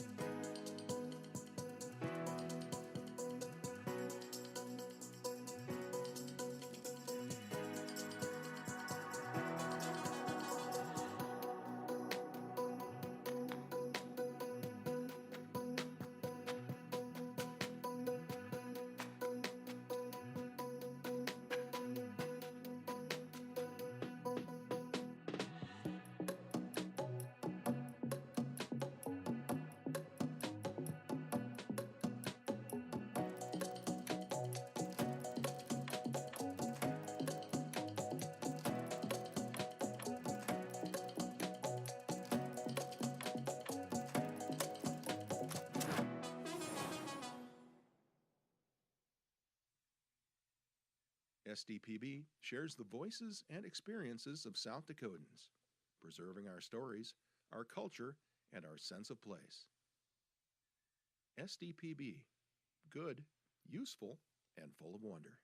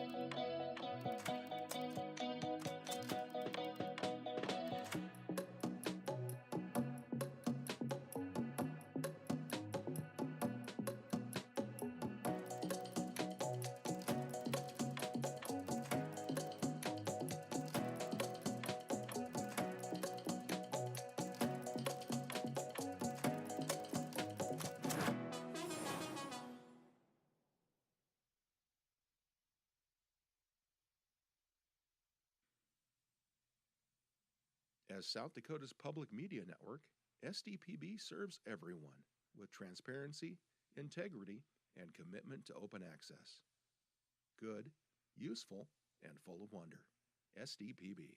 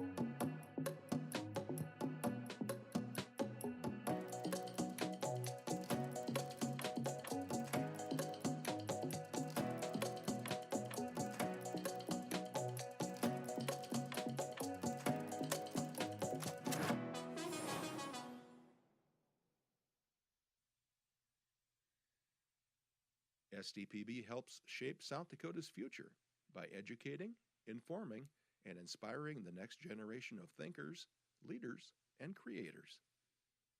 SDPB. Good, useful, and full of wonder.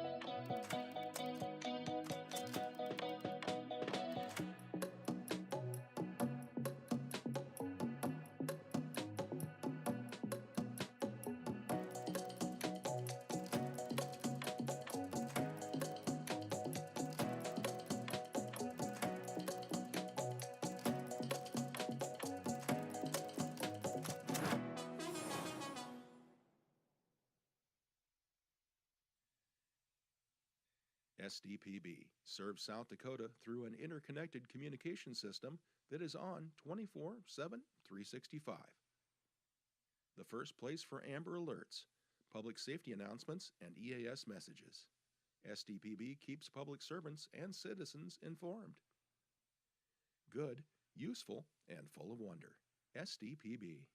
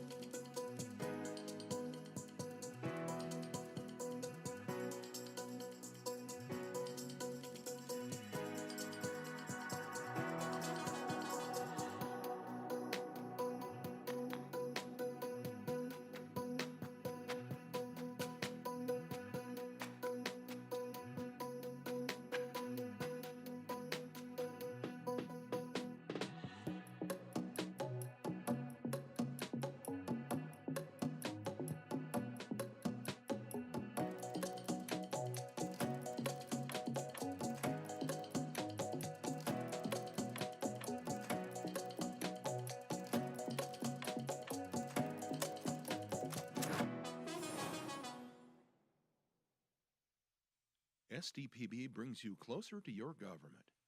With gavel-to-gavel coverage of the South Dakota legislature and in-depth reporting from Pierre. Good, useful, and full of wonder. SDPB.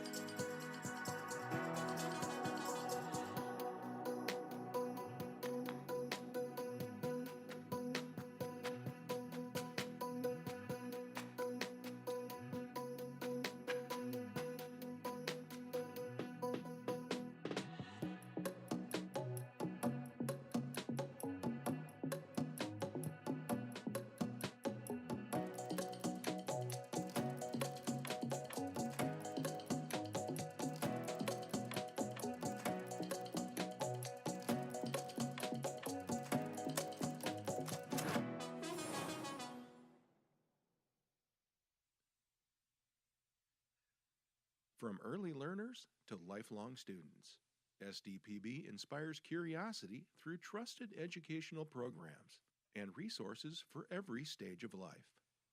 Good, useful, and full of wonder. SDPB.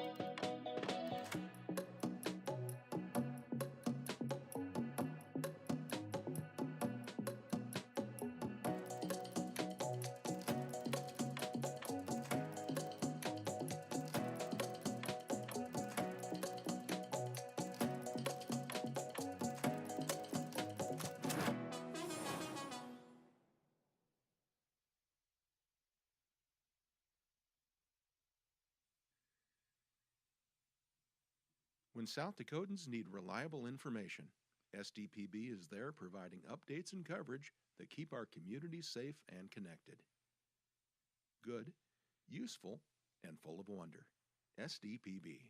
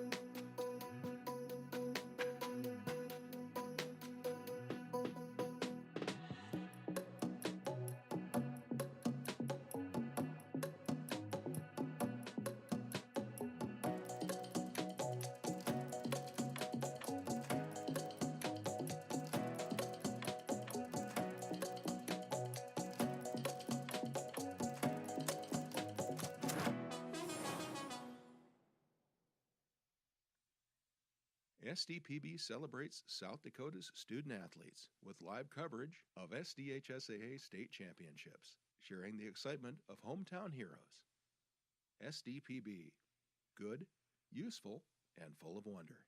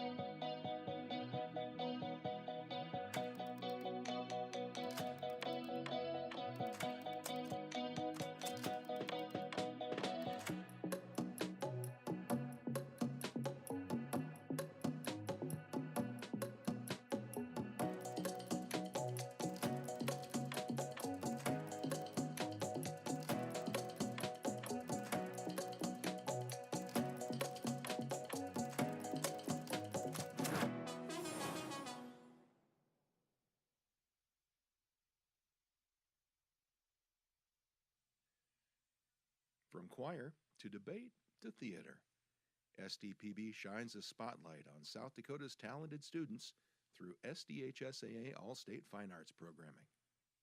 Good, useful, and full of wonder. SDPB.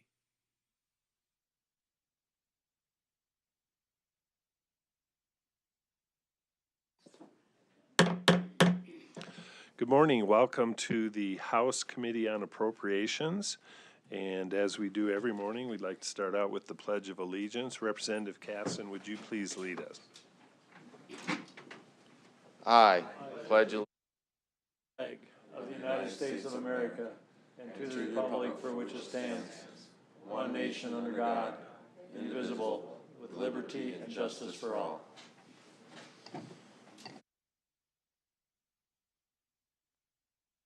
Okay, well, thank you. I'd like to welcome our listeners on South Dakota Public Broadcasting and remind everybody, please make sure your cell phones are off.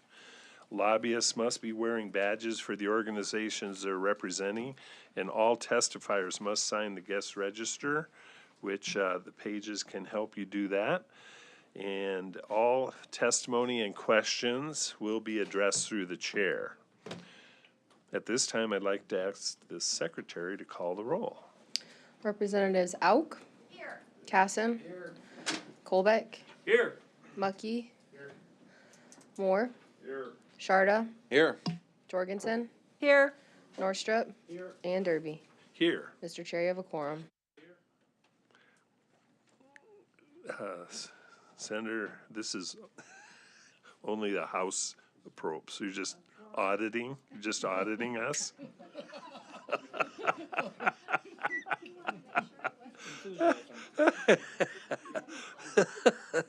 Okay, we do have some minutes. Representative Casson. Mr. Chair, I move to approve the minutes from February 17th, 2026. We heard HB 1082, HB 1098, and HB 1123. Motion by Representative Casson, seconded by Representative Moore. All in favor say aye. Aye. Opposed? Motion carries. And we do have Pages here with us. And if you could please come up to the microphone up front there and introduce yourselves, where you're from, your future plans, and your favorite hobby.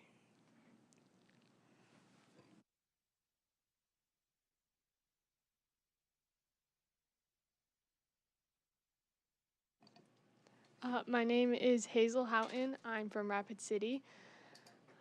After I'm done homeschooling, I plan to study forensics, and my favorite hobby is writing. Can you tell us what is forensics in your mind? What does that mean? I'm really wanting to collect like evidence and stuff from crime scenes and analyze it, stuff like that. Have you always been interested in that, or what made you get interested in that? I've always been pretty interested in it. I like the thought of, helping bring justice. Oh, very good. Thank you. Go ahead. My name is Alex Smith. I'm from Sioux Falls. I'm a senior in high school. When I graduate, I plan on going into law enforcement, and my favorite hobby is snowboarding. Fantastic. What form of law enforcement? Do you have an idea? Probably either local or like state. And then my dream job would be to be a U.S. Marshal. Oh, very good. I've got a friend that was a U.S. Marshal here for South Dakota, so I'll give you a card, and you can talk to him, okay? All right. Thank you very much. And are there any introductions, personal privileges, or announcements? Okay.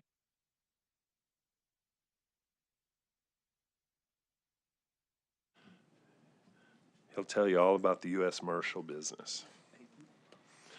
Okay, very good. We are going to do bill hearings today. We have 5 bills, and we're going to start with House Bill 1251.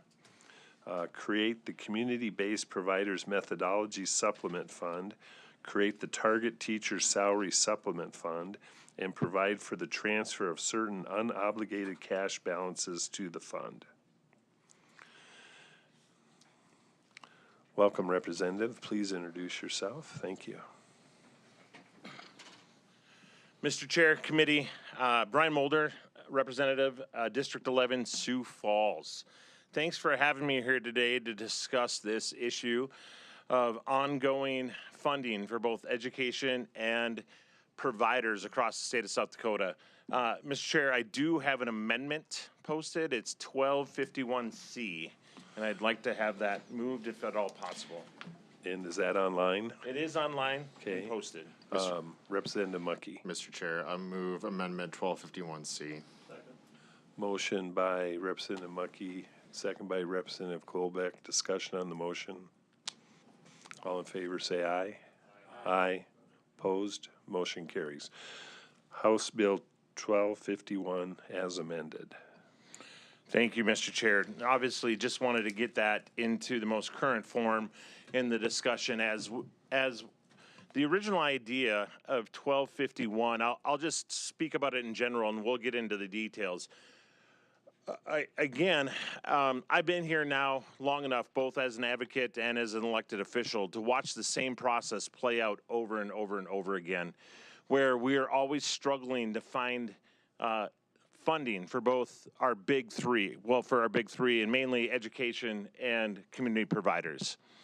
And outside of an ongoing new revenue source or new dollars, we struggle to fund that. As we know, we looked at a 0% increase when the governor first brought his budget this year. And then in years past, we don't keep up with either on the provider side methodology, or we're unable to meet the 3% for education in our ongoing dollars and what we try to do. But yet at the end of every fiscal year, we have these reversion dollars that are unspent in our ongoing funds. And the thought here simply with 1251 is that we keep those reversion dollars in an ongoing fund to help supplement education and our providers. And we're gonna go through the numbers of that here in a little bit, and I'm gonna let somebody else do that. But the point is, when we don't keep up with this inflation, or we don't keep up with trying to fund those, the gap grows. And that's, although this bill is not about just community support providers today, it's about all providers in a section of law that meet under the methodology. This is, you can see the community support example of how the variance continues to grow when we don't meet up our funding obligations. And so 1251 is an idea, and it's a solution, again, that does not have any ongoing, or it does not create new revenue. It does not create new taxes. It's cash that we already have as a state that it would take care of our obligations before we go chase other new things. And that's the idea behind 1251. I'm going to invite Mr. Watkins to walk up, and he's got a handout for you that's going to walk you through how this could play out in this fiscal year, and how we look back at the last 14 years of reversion dollars and where the dollars would have been. So for over a decade and a half, we eliminate this conversation about where do dollars come from. And we have a solution right here with 1251. So I'm going to invite him up and walk you through it, and I'll be back potentially during the end and rebuttal.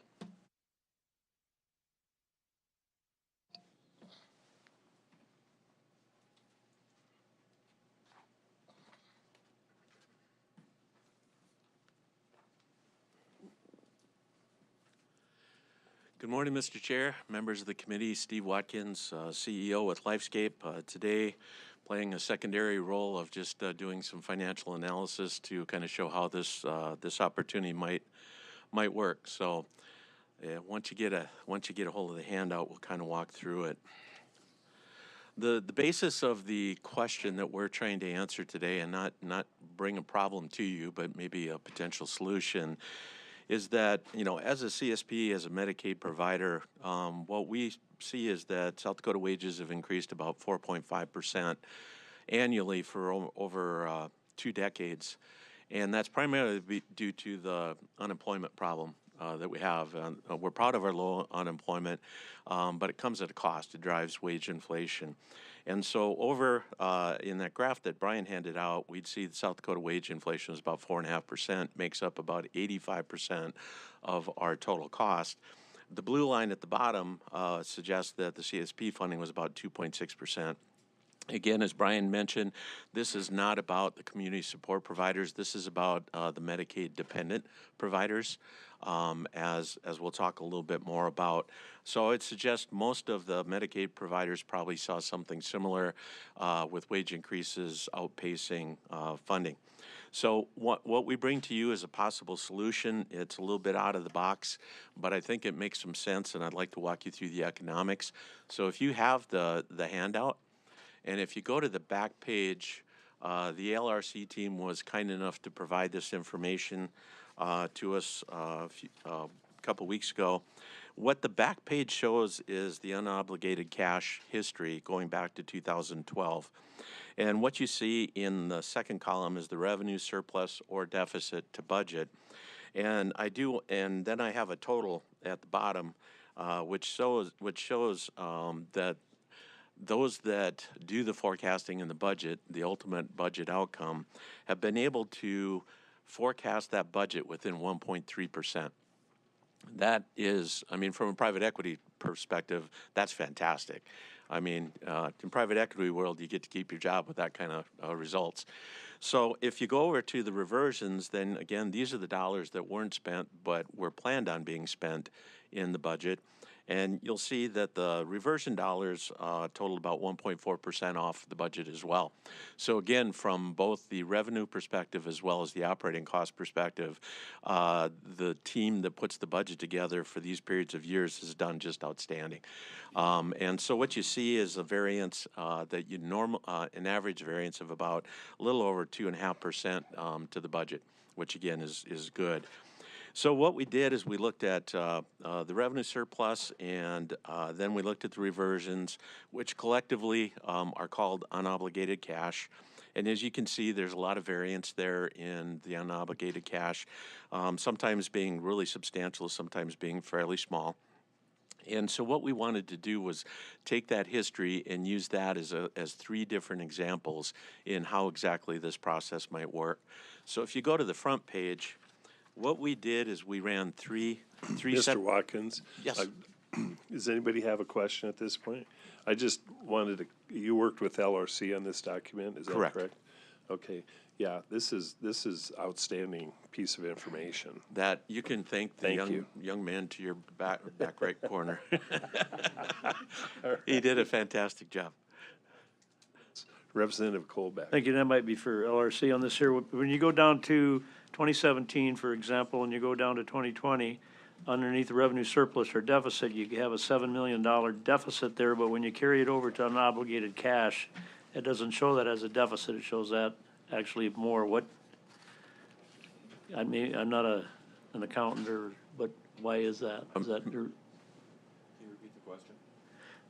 When you go to 2017, for example, revenue surplus or deficit, that column, it shows $7,623,000 in a deficit, but then when you carry it over to unobligated cash, that it comes up to 7,900. It's plus reversions. Is that? So it's net of the reversions. It's the net of the reversion. Yeah. Because the reversion was 15. Okay. Yeah. Thank you. Mr. Chair. So on the very first page, what we did is we used that historical view to come up with three different versions of how this potential solution might work.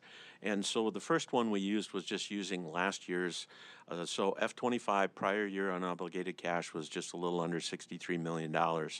The way the bill's written, it does an allocation to Target Teacher Salary Supplement Fund of 30%, Medicaid Provider Supplement Fund of 30%, and then the rest goes back as normal. It goes back into the general fund to be managed as a normal reversion would.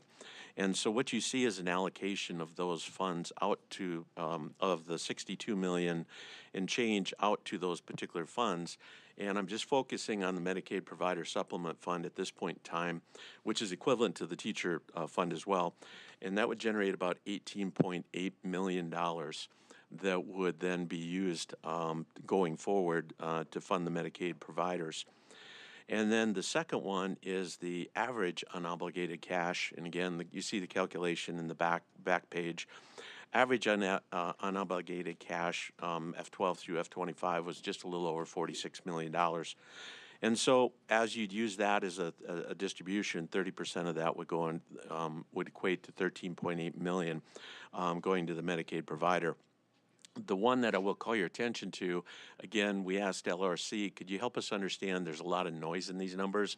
You've got COVID numbers and all the different monies that are out there. I'll leave it at that. And so LRC came back and said, we're probably running at a normal unobligated cash balance of $17 million. If you take out all the noise that's buried in all those historical numbers. And so effectively, if that was the case in this particular year, $17 million, the Medicaid Provider Supplement Fund would receive $5.1 million of new funding going into the next year. What makes that interesting is the next the piece of the page below. So I was blessed to be part of that Medicaid subcommittee report. And one of the suggestions was a concept of kind of floating the boats, float the lower ones higher or faster than the ones that are getting a higher methodology. And so what we did is we looked at, how much does it cost to get to 100% of methodology for all the medical providers? And this came out of the final report of that subcommittee. And in today's dollars, it would take $32.6 million of general funds to bring all of the Medicaid providers that are on that list, which now includes the rural hospitals as well, to get us to 100% of methodology. It's a fairly large price tag. But what becomes really interesting is if you start thinking about, could I get a provider to, all the providers to at least something? And in this case, the next numbers you see, at least 97%, at least 95%, some may be higher, or at least, in this case, 93.8%. And in this particular instance, the normal unobligated cash, that's $17 million, putting $5.1 million into the Medicaid fund, that $5.1 million could get all the Medicaid, I'll say Medicaid-dependent providers that are on that list, could get them to 93.8%, which is just amazing in my view. Obviously, a little selfishly because I am one of those Medicaid providers, but it was interesting that those monies can generate that kind of value to the Medicaid provider. And so as you see, the three different scenarios of 63 million unobligated, 46 unobligated as an average, and 17 is normal, you can see that 18.8 would have aligned with the 97% methodology, that the 13.8 average would have aligned with the 95% minimum methodology. And then the 17, which is the normal, aligns with the 93.8% minimum methodology. This becomes an incredibly useful tool, in my view, to fixing something that's been ongoing. We can't generate enough revenue, and I'd say we don't budget enough revenue reimbursement to cover the 4.6% increase in wage inflation. But what this does is it takes a bite at it. It automatically takes a bite at it. This money shifts into next year, and next year is planned just like it would normally be. Maybe a 2% increase. This year we thought it was going to be a 0, maybe it's a 1. All of that happens just as usual. So this number, say at a normal unobligated of 17 million, could have put the methodology at 93.8 as we start the next year's budget, plus then possibly another 1%. Which then put collectively everybody close to 94.8. So this becomes a bite at the apple. It's not to solve, but it becomes a bite at the apple. And so I'm going to go to the next page to talk about how I think that works in the budget. And if you go to that second page, all I've done there is took the FY25 budget right off the budget website, and then showed the changes, $41 million of additional revenues, $21 million less in expenditure. That generates the $62.9 million unobligated. In the green, this is an assumption. We'll probably find out today if it's right. That becomes kind of the BFM starting point. And the reason I say that is that's because what you reference is the last year's reality. In the early part of the year, you're referencing what you think it's going to be, but all the reporting that comes after that, I'm looking at F25 actual as a place to start my budget and then start moving it forward. What this does is saying, instead of solving for the big three at the end of the session, this is just this is a starting point for the budget. So we move those dollars for the teachers fund and for the Medicaid fund into the starting point of the budget. Now, the rest of the budget happens, with the governor doing what the governor does, and then, of course, joint appropriations doing what joint appropriations does. In my view, nothing else changes. It's just that you have now prioritized those two categories going into the budget year.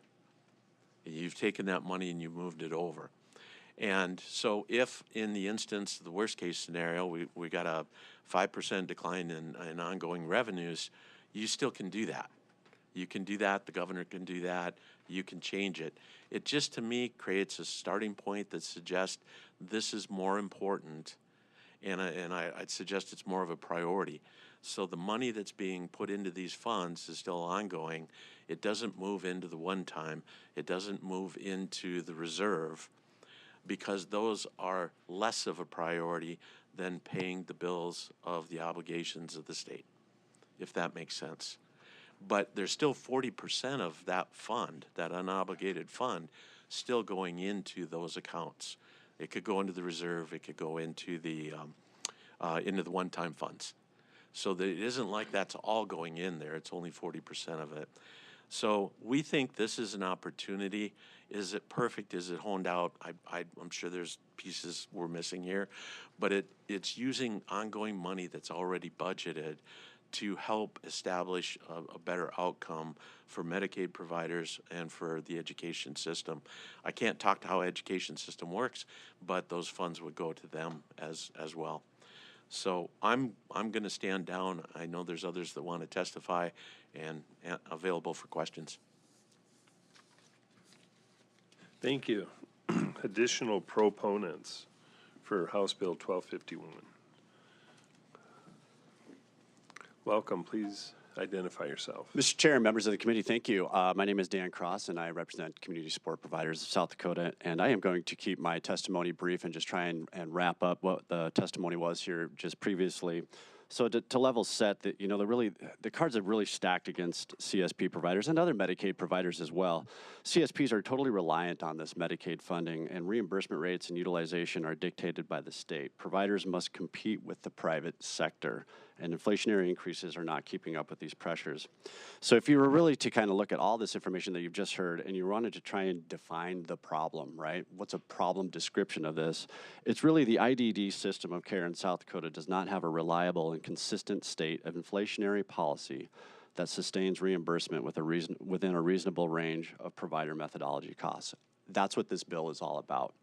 The last part of this problem definition, the provider methodology part, that was addressed in 2017 through Senate Bill 147, which is now South Dakota Codified Law 2822. This was a critical first step in addressing funding issues within our service sector because it codified the development and review of cost methodologies for providers at least every 5 years. This has been successfully implemented, and now we have the most accurate, transparent, and database methodology that we've ever had. What's needed now is an inflationary policy that sustains reimbursement rates within a reasonable range of the methodology costs. HB 1251 does this by using existing appropriated funds slated for reversion and reinvest them back into the system to help maintain those rates. The bill is logical. It doesn't require finding additional dollars or creating new revenue sources. It uses reverted dollars to supplement the general appropriations bill each year. The problem we have is defined, and we're halfway there with South Dakota Codified Law 2822. HB 1251 finishes this process. It's smart, it's logical, it's conservative, and most importantly, it maximizes appropriated dollars to support vulnerable populations in the state. So I do encourage the committee today to vote yes on HB 1251, and I'll, of course, stand by for any questions. Thank you. Thank you. Additional proponents for House Bill 1251. Good morning. Please identify yourself. Good morning, Mr. Chairman and members of the House Appropriations Committee. I'm Diana Miller, registered lobbyist for the large school group, and I want to thank Representative Mulder and Mr. Watkins for doing the analogy and bringing forth this bill. We consider this a very positive move because every year we get into this discussion, how can we improve teacher salaries? And then we end up arguing or discussing.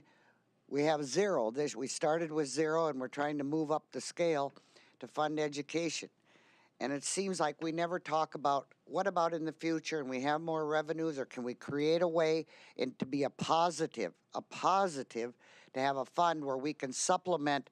One of the priorities of this legislature for the last few years has been to improve teacher salaries and be competitive across this, mainly the Midwest area, where we're losing teachers to, and where teachers flee and go to other states that have done a good job and move up in the rank nationally. I'm more concerned with losing our teachers in the Midwest area, and we needed to find a way, and I think Representative Mulder has found a unique way by creating this supplemental fund.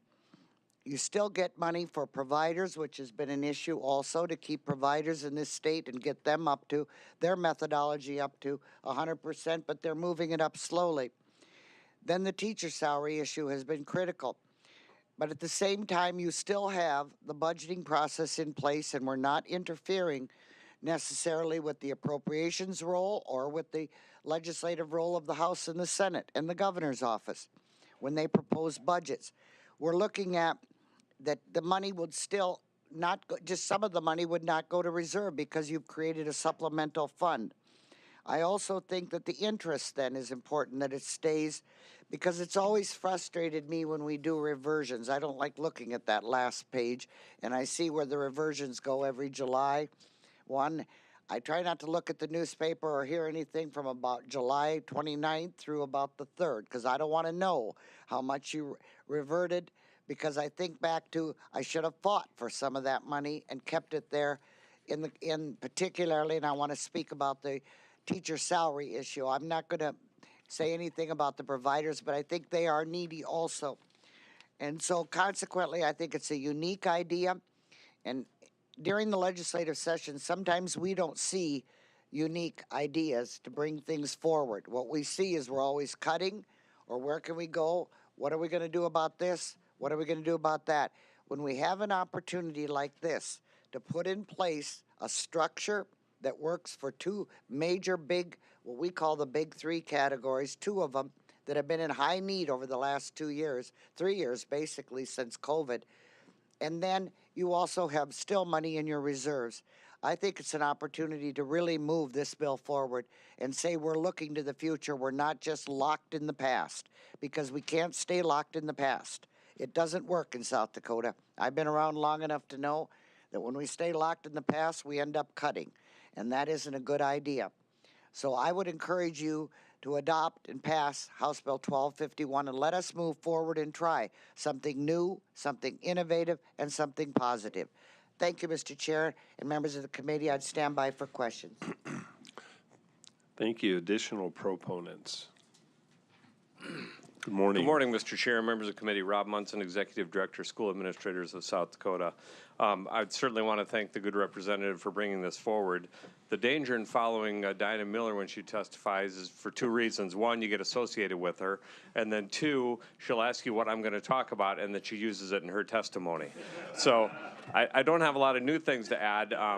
I too also, I fear, you do great work here. You appropriators work with the best figures you have, and you're diligent on what you do down to the penny. Appreciate the work you do. It's hard work, and you do a great job. I too fear when the Argus Leader Keloland comes out on June 30th, and there's all this money that was technically on the table that could have been put into ongoing teacher salaries and med providers and state workers while the body was here together. So to see those numbers on the back page, you know, missed opportunities, I think we could call that. So I like this bill. I like setting up the funds and having a starting point for all of you to work from. So we hope you move this on. Thank you, Mr. Chair. Thank you. Additional proponents. Good morning, Mr. Good Chair, morning. members of the committee. Sandra Waltman with the South Dakota Education Association. I have to go after Mr. Munson and Ms. Miller, so really they've taken everything. But we do want to thank Representative Mulder for bringing forward this very future-thinking idea. It will create, we believe, a stability in education funding, and with the community support providers. We would encourage you to support this vote. Thank you. Additional proponents for House Bill 1251. Good morning. Good morning, Mr. Chair, members of the House Appropriations Committee. My name is Derek Hills. I'm registered lobbyist for the Sioux Falls School District. Again, we are just really appreciative of Representative Mulder for bringing this unique idea to us. Our schools cannot operate without our teachers, and this plan can, in the long run, help us encourage new teachers to enter our state. And overall, it is a win for all of us if that's the case. So I'll just leave it at that. Please vote green on this. Thank you. Thank you. Additional proponents. Good morning.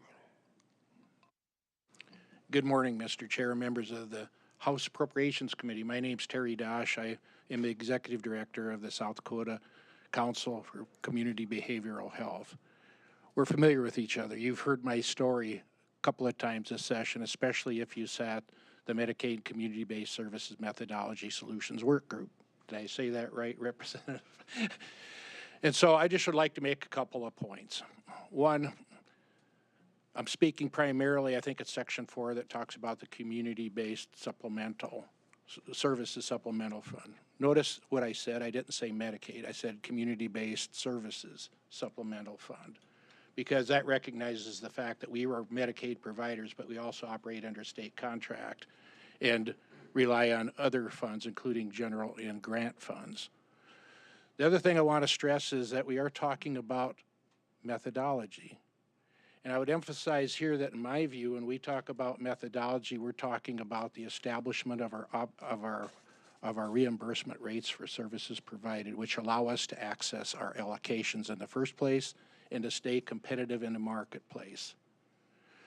I would share with you that I was one of the co-authors of SDCL Chapter 2822. I worked with Kitty Kinsman back in 2017 to enact that law in the first place. And it was of huge importance because up to that point in time, considering methodology, who knew when the next rate review was going to be for any particular line of service. We defined a group that we call community-based services providers, knew that they were overly reliant on state contracts for the revenues in their stream, and wanted to work collaboratively to ask that those rates be reviewed at least every 5 years. A great idea. It was very valuable. And they are doing that, by the way.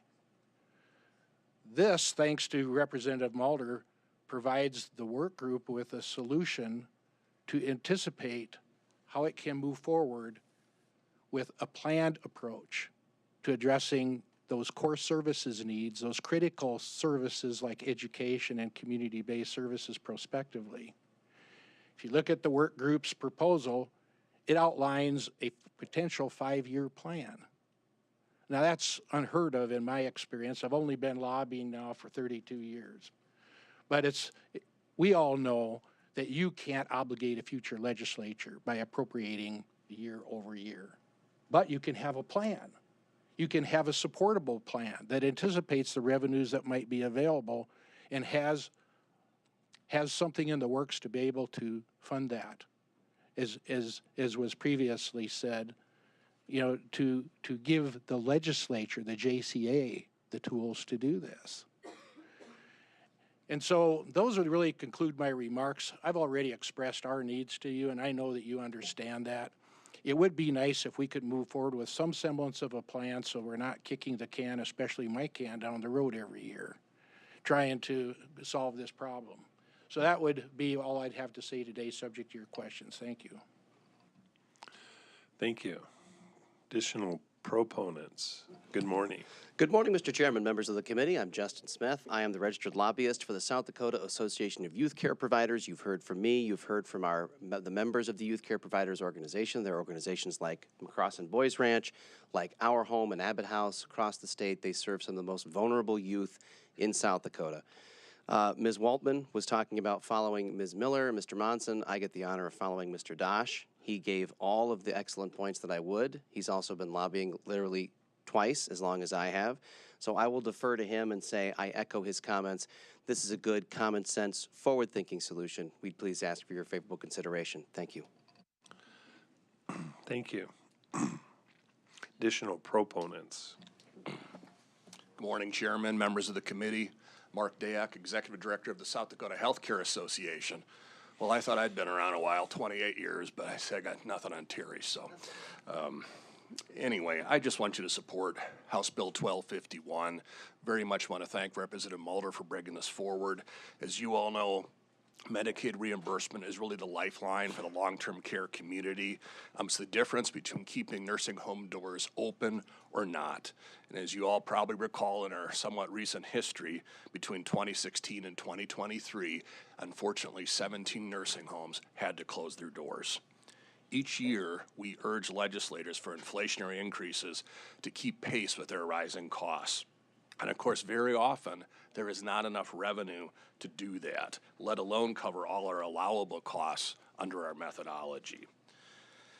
This bill represents really an outside-of-the-box idea that could help change this dynamic going forward by prioritizing funding for community-based providers such as nursing homes, assisted living, and helping caregivers back towards a fuller funding of our Medicaid methodology.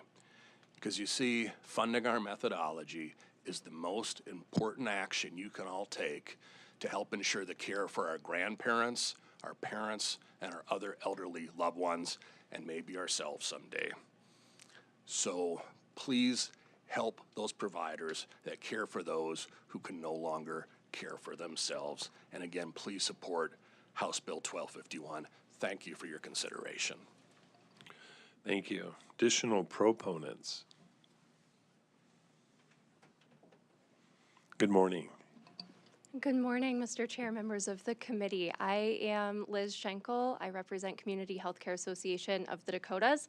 And I have to start by being utterly humbled that I have to follow up with people who have 30 and 15 years more experience than I do lobbying. But I do want to mention that CHAD and community health centers, FQHCs across the state, are incredibly supportive of House Bill 1251 as amended.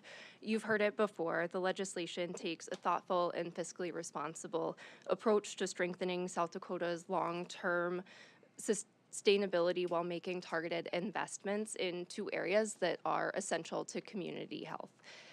The creation of the Community-Based Provider Methodology Supplement Fund is important to CHAD and the federally qualified health centers we represent, which serve over 126,000 South Dakotans across the state, 31 communities, many of those are rural and frontier.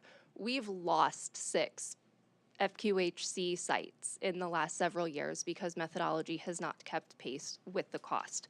We believe this is a common sense solution to preventing future closures and service reductions.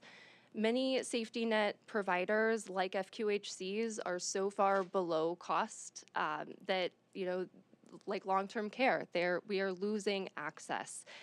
We appreciate that this bill is prudent with financial guardrails. It balances responsibility and stewardship with strategic investment, and it utilizes the already allocated money to the fullest extent. So with that, CHAD is in complete support and urge your green vote on this. Before you leave, question.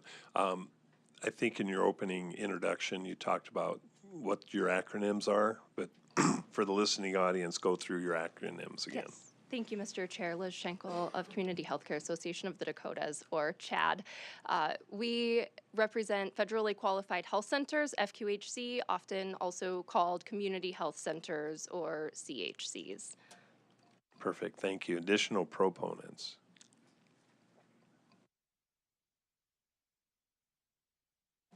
Good morning. Morning, Mr. Chair, members of the committee. Jacob Parsons with the South Dakota Association of Healthcare Organizations, also known as SADAHO. We have several members that are included in the current statute as it is today, so that'd be our nursing home, assisted living, and in-home nursing providers. And then if House Bill 1250, that's going through the process right now, were to pass, we would also include the critical access hospitals. I know we've been here for a while, so just a couple points to make. One, back in 2023, there was a large amount of money available when the nursing homes went through their new methodology rate review. And so that large pot of money, I think, stopped a lot of nursing homes from closing their doors. From 2016 to 2023, we had 18 nursing homes in South Dakota close their doors. So having that influx of dollars really made a huge difference.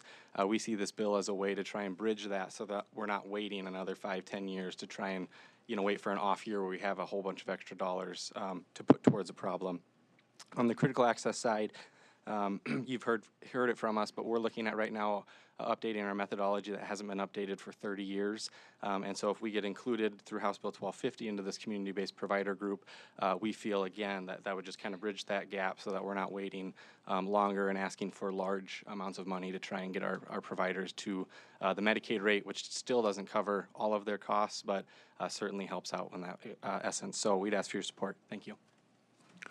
Thank you. Additional proponents? Additional proponents?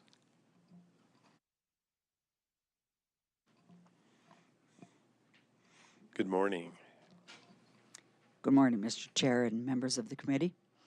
My name is Pam Hanna, and I'm the Director of a Community Support Provider, LifeQuest in Mitchell, South Dakota. While I'm not a lobbyist, I've been around here for a while, and I do have to say, I'm talking in support of House Bill 1521. I do have to say this bill has the ability to touch people in all walks of life so that they can be successful and grow. And what we do today really impacts their future. So I encourage you to vote yes on House Bill 1521. Thank you. And that would be 1251, but. That's, yes. Yes. It's all good. 1520.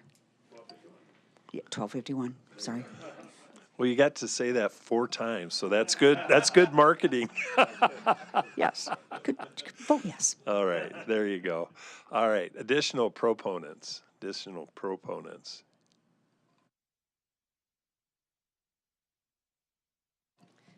Thank you, Mr. Chair, members of Good the morning. committee. My name is Tara Larson. I'm a registered lobbyist for Benchmark Human Services. We too stand in support, and we ask that you vote yes. Okay. Additional proponents. Additional proponents for House Bill 1251. Are there any online? None online? Okay, moving on.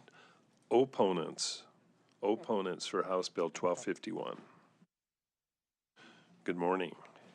Good morning, Mr. Chair, members of the committee. My name is Stephen Kohler with the Bureau of Finance and Management.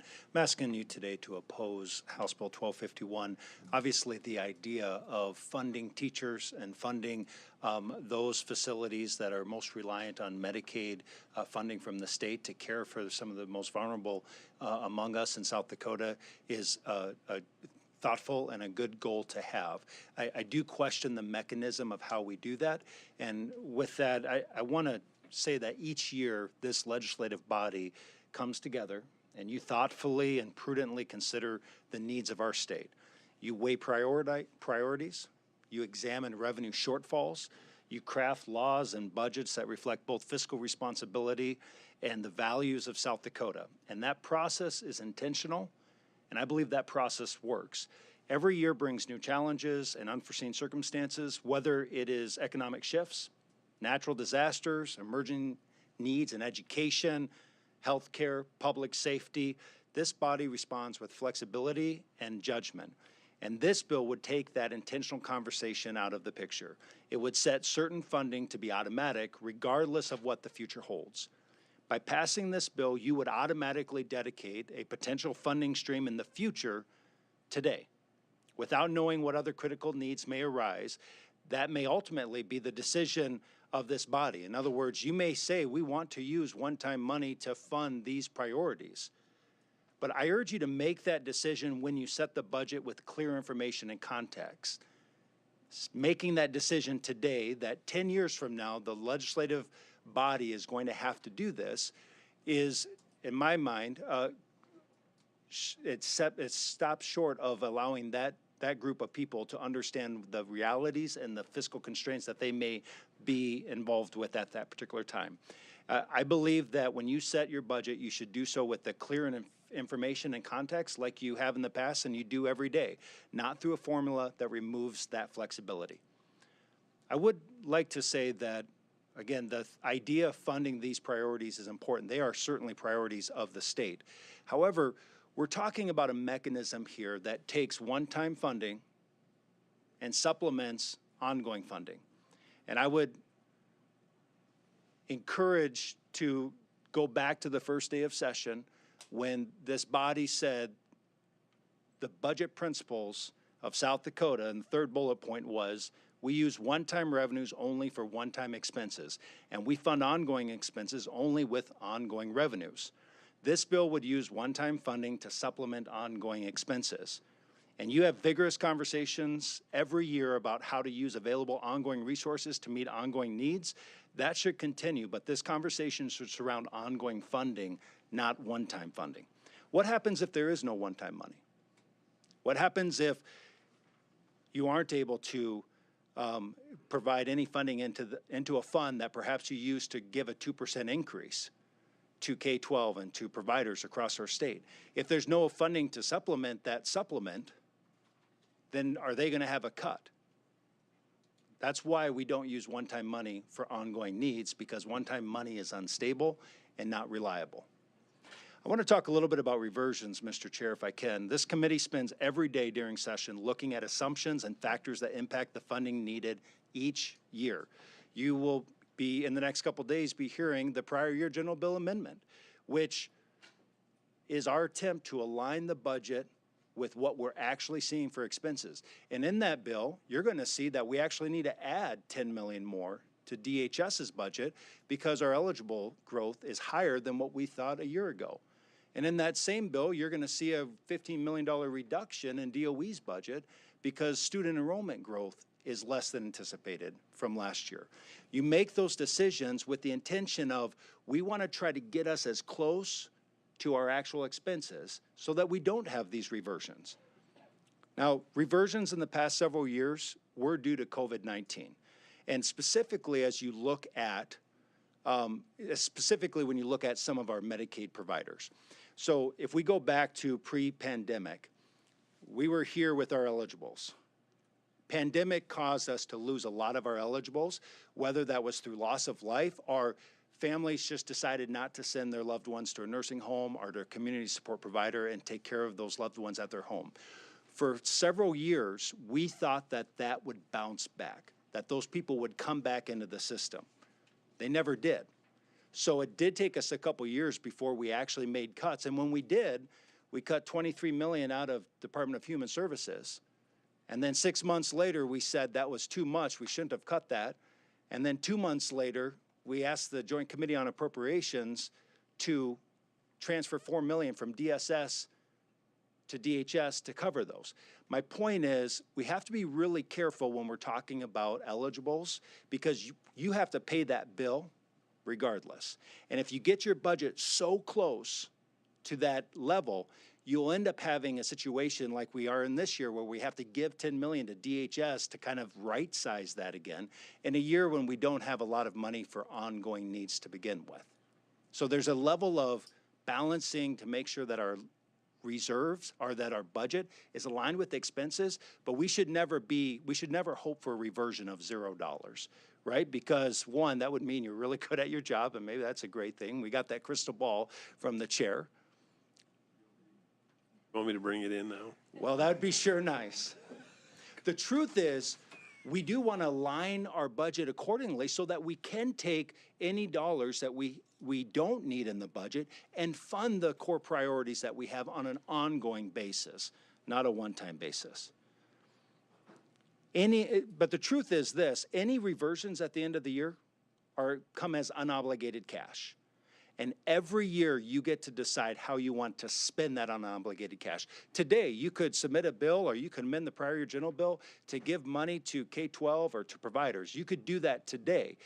This bill would force you to make that decision, not only today, but tomorrow and 10 years from now. This bill takes away that conversation. South Dakota's success has always come from deliberation, transparency, and adaptability. And I hope that we can continue to prioritize those core functions of state government, but we should fund ongoing needs with ongoing funding. And with that, Mr. Chair, I would ask that you vote no on this bill, and I want to thank you for your time and your consideration in our conversation. Thank you. Thank you. Are there any additional proponents? I knew that. Opponents. Are there any additional opponents? Additional opponents online? No, seeing none. This time, rebuttal from the prime sponsor.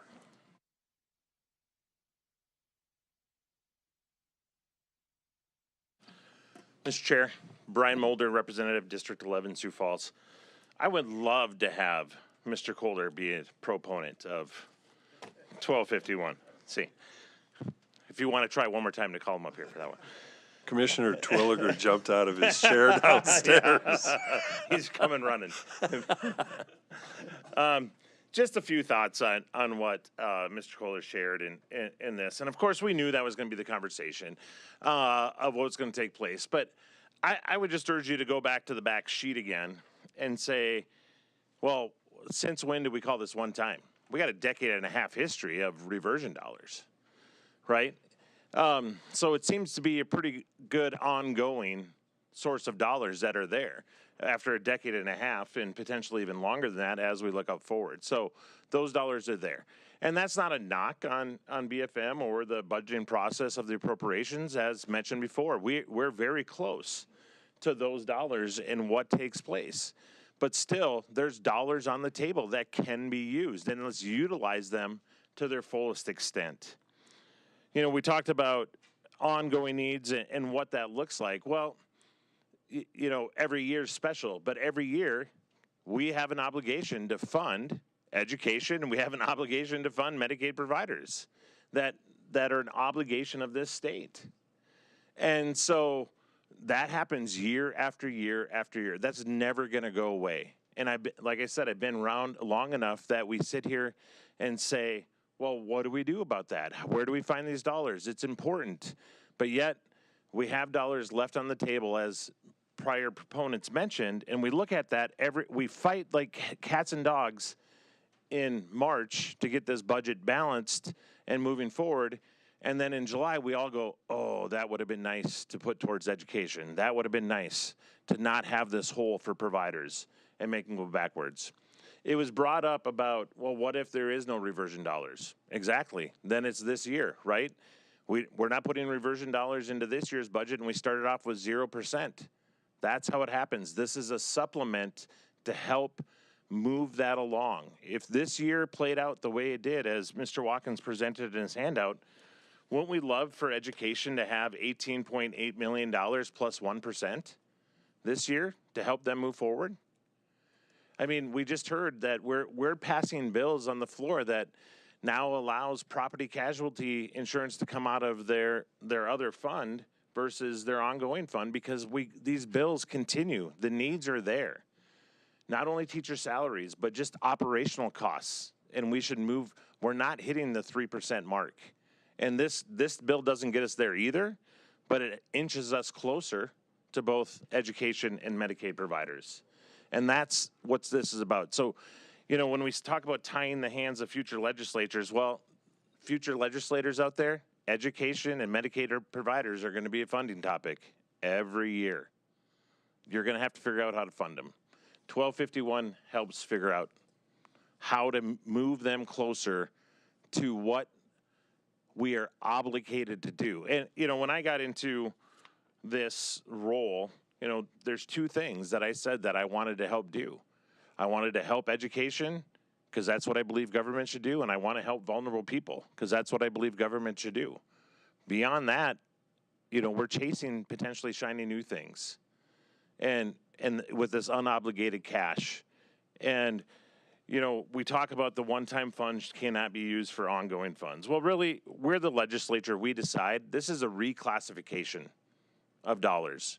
There's nothing that says unobligated cash is one-time funds, especially when you have the history here. These are already budgeted ongoing dollars. We've taken away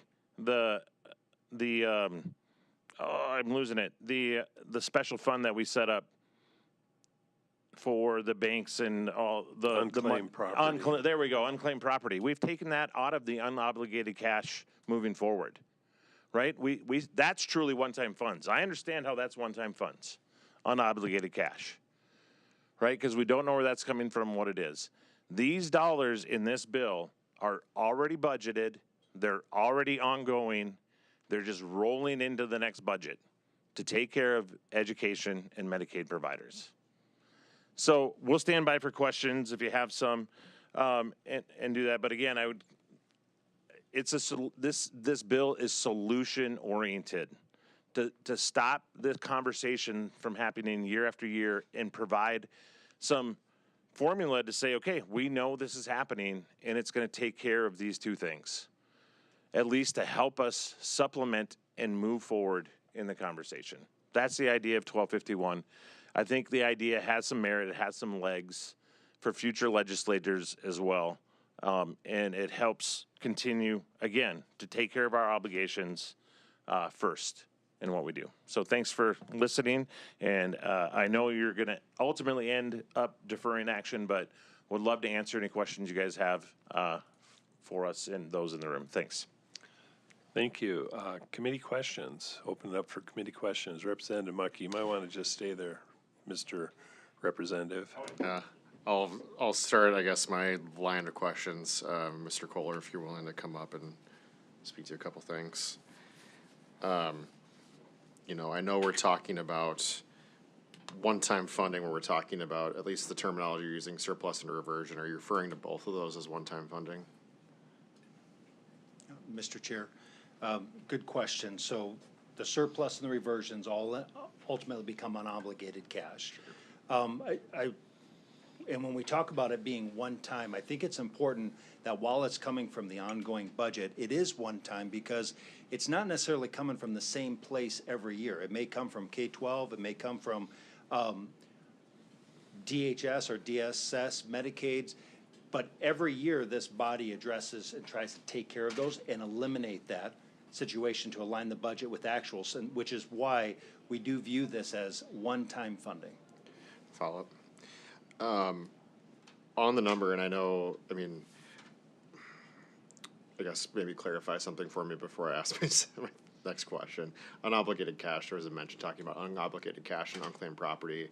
Seeing the numbers over the past 12, 13 years, is the number that we're seeing in that unobligated cash including the unclaimed property that we had coming in at the end of the year?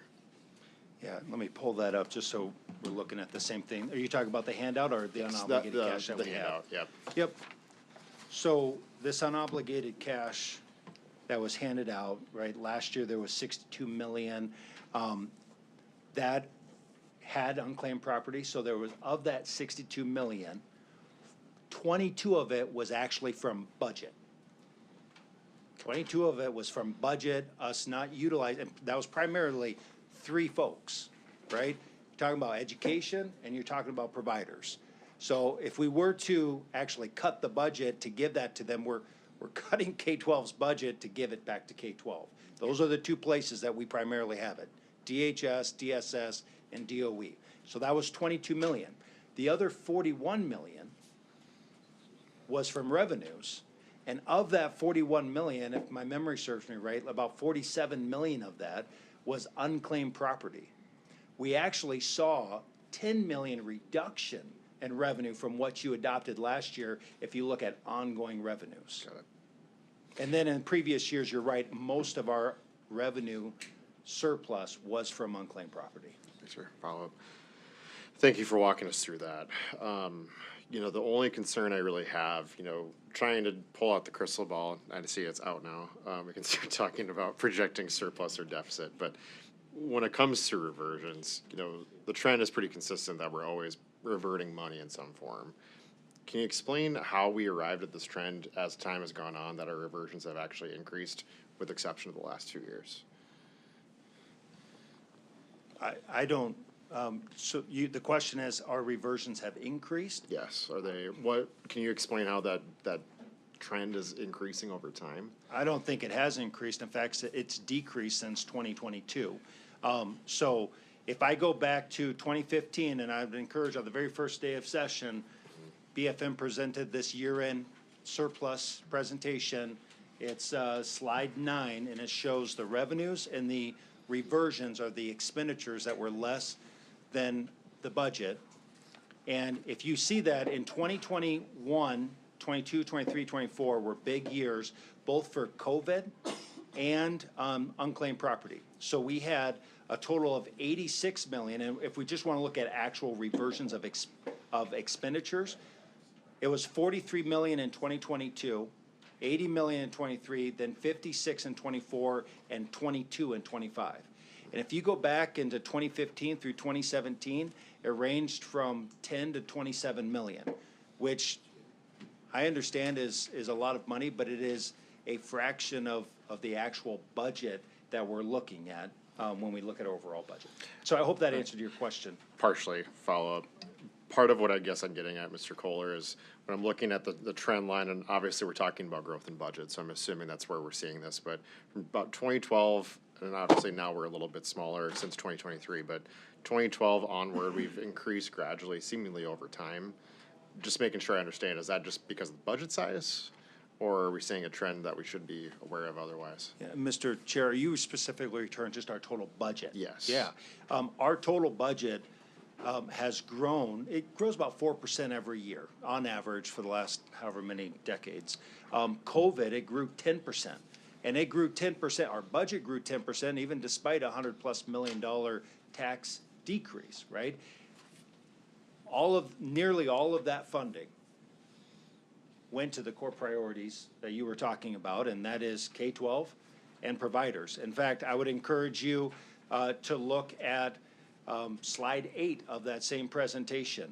Since 2020, Medicaid has saw a 90% increase in the budget. K-12 saw 29%. Higher education, 41%. Taking care of the people, 41%. Protecting the public, 55%, and all other, 13%. So you asked where does the legislature prioritize, or where have they prioritized ongoing funding? Medicaid, the last 7 years. I have follow-up questions, but not for Mr. Kohler, if I may, Mr. Chair. This is for Representative Mulder.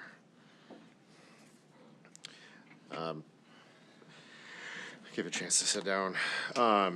I only have one for you, so I won't I won't belabor the point. But my only concern with the bill, Representative, is I just want to hear if you have any thoughts on how this addresses state employees as the other part of our big three. Sure. Mr. Chair, Brian Mulder, State Representative, District 11, Sioux Falls.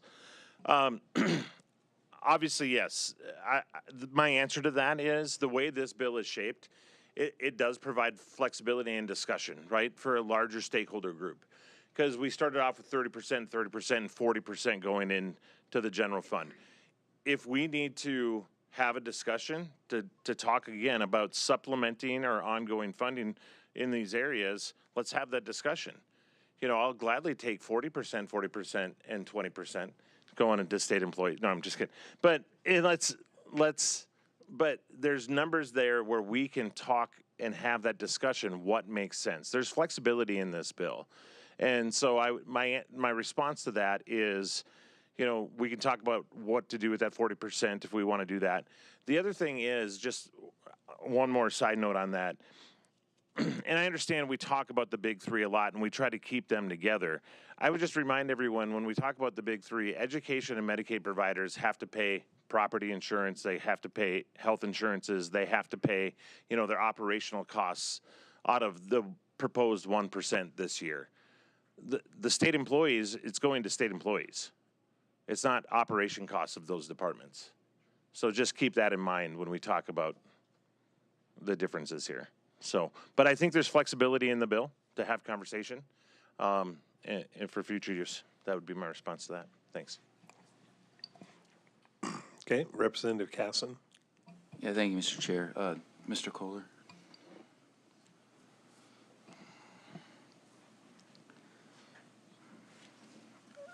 I kind of want to go back just a little bit because I get this question too, my friends in the back of the room, about what happens in July when we have budget surplus, okay? I want us to be very crystal clear exactly why we have a budget surplus. I think you and Representative Monkey did a good job hitting on it, but I want to be very clear what we did. One thing, we'd rather have a surplus than a deficit, correct? The other thing is, this year we were $63 million to the, we had a surplus of $63-ish million. I think what you said was unclaimed property accounted for 40-something million of that, and then 20-ish million is from reversions. Can you talk to, one, what the unclaimed property trust fund is going to do to the unclaimed property, and what we did last year, I believe, when this legislature cut $70 million from the budget to shrink those reversions, and what that would mean as we move forward into the future? Yeah, Mr. Chair, great questions. So first, unclaimed property, right? So we had a lot of windfall of revenue that came in from unclaimed property, and then last year we created a trust fund that essentially said, except for a certain amount, we're going to take all of this and just throw it into the trust fund. So, and looking at the information, the number was $47.4 million of one-time receipts last year, specifically related to unclaimed property. Okay, so we had a total of $41.4 million of revenue surplus. If we were to back out that $47 million from that, right, we actually would have had a $6 million deficit in our revenues. So if I look at the 22 million reversions and take out the 6 from that, right, the difference is what would have actually went into unobligated cash. So essentially that situation is not likely to happen again, right, because we fixed that particular piece.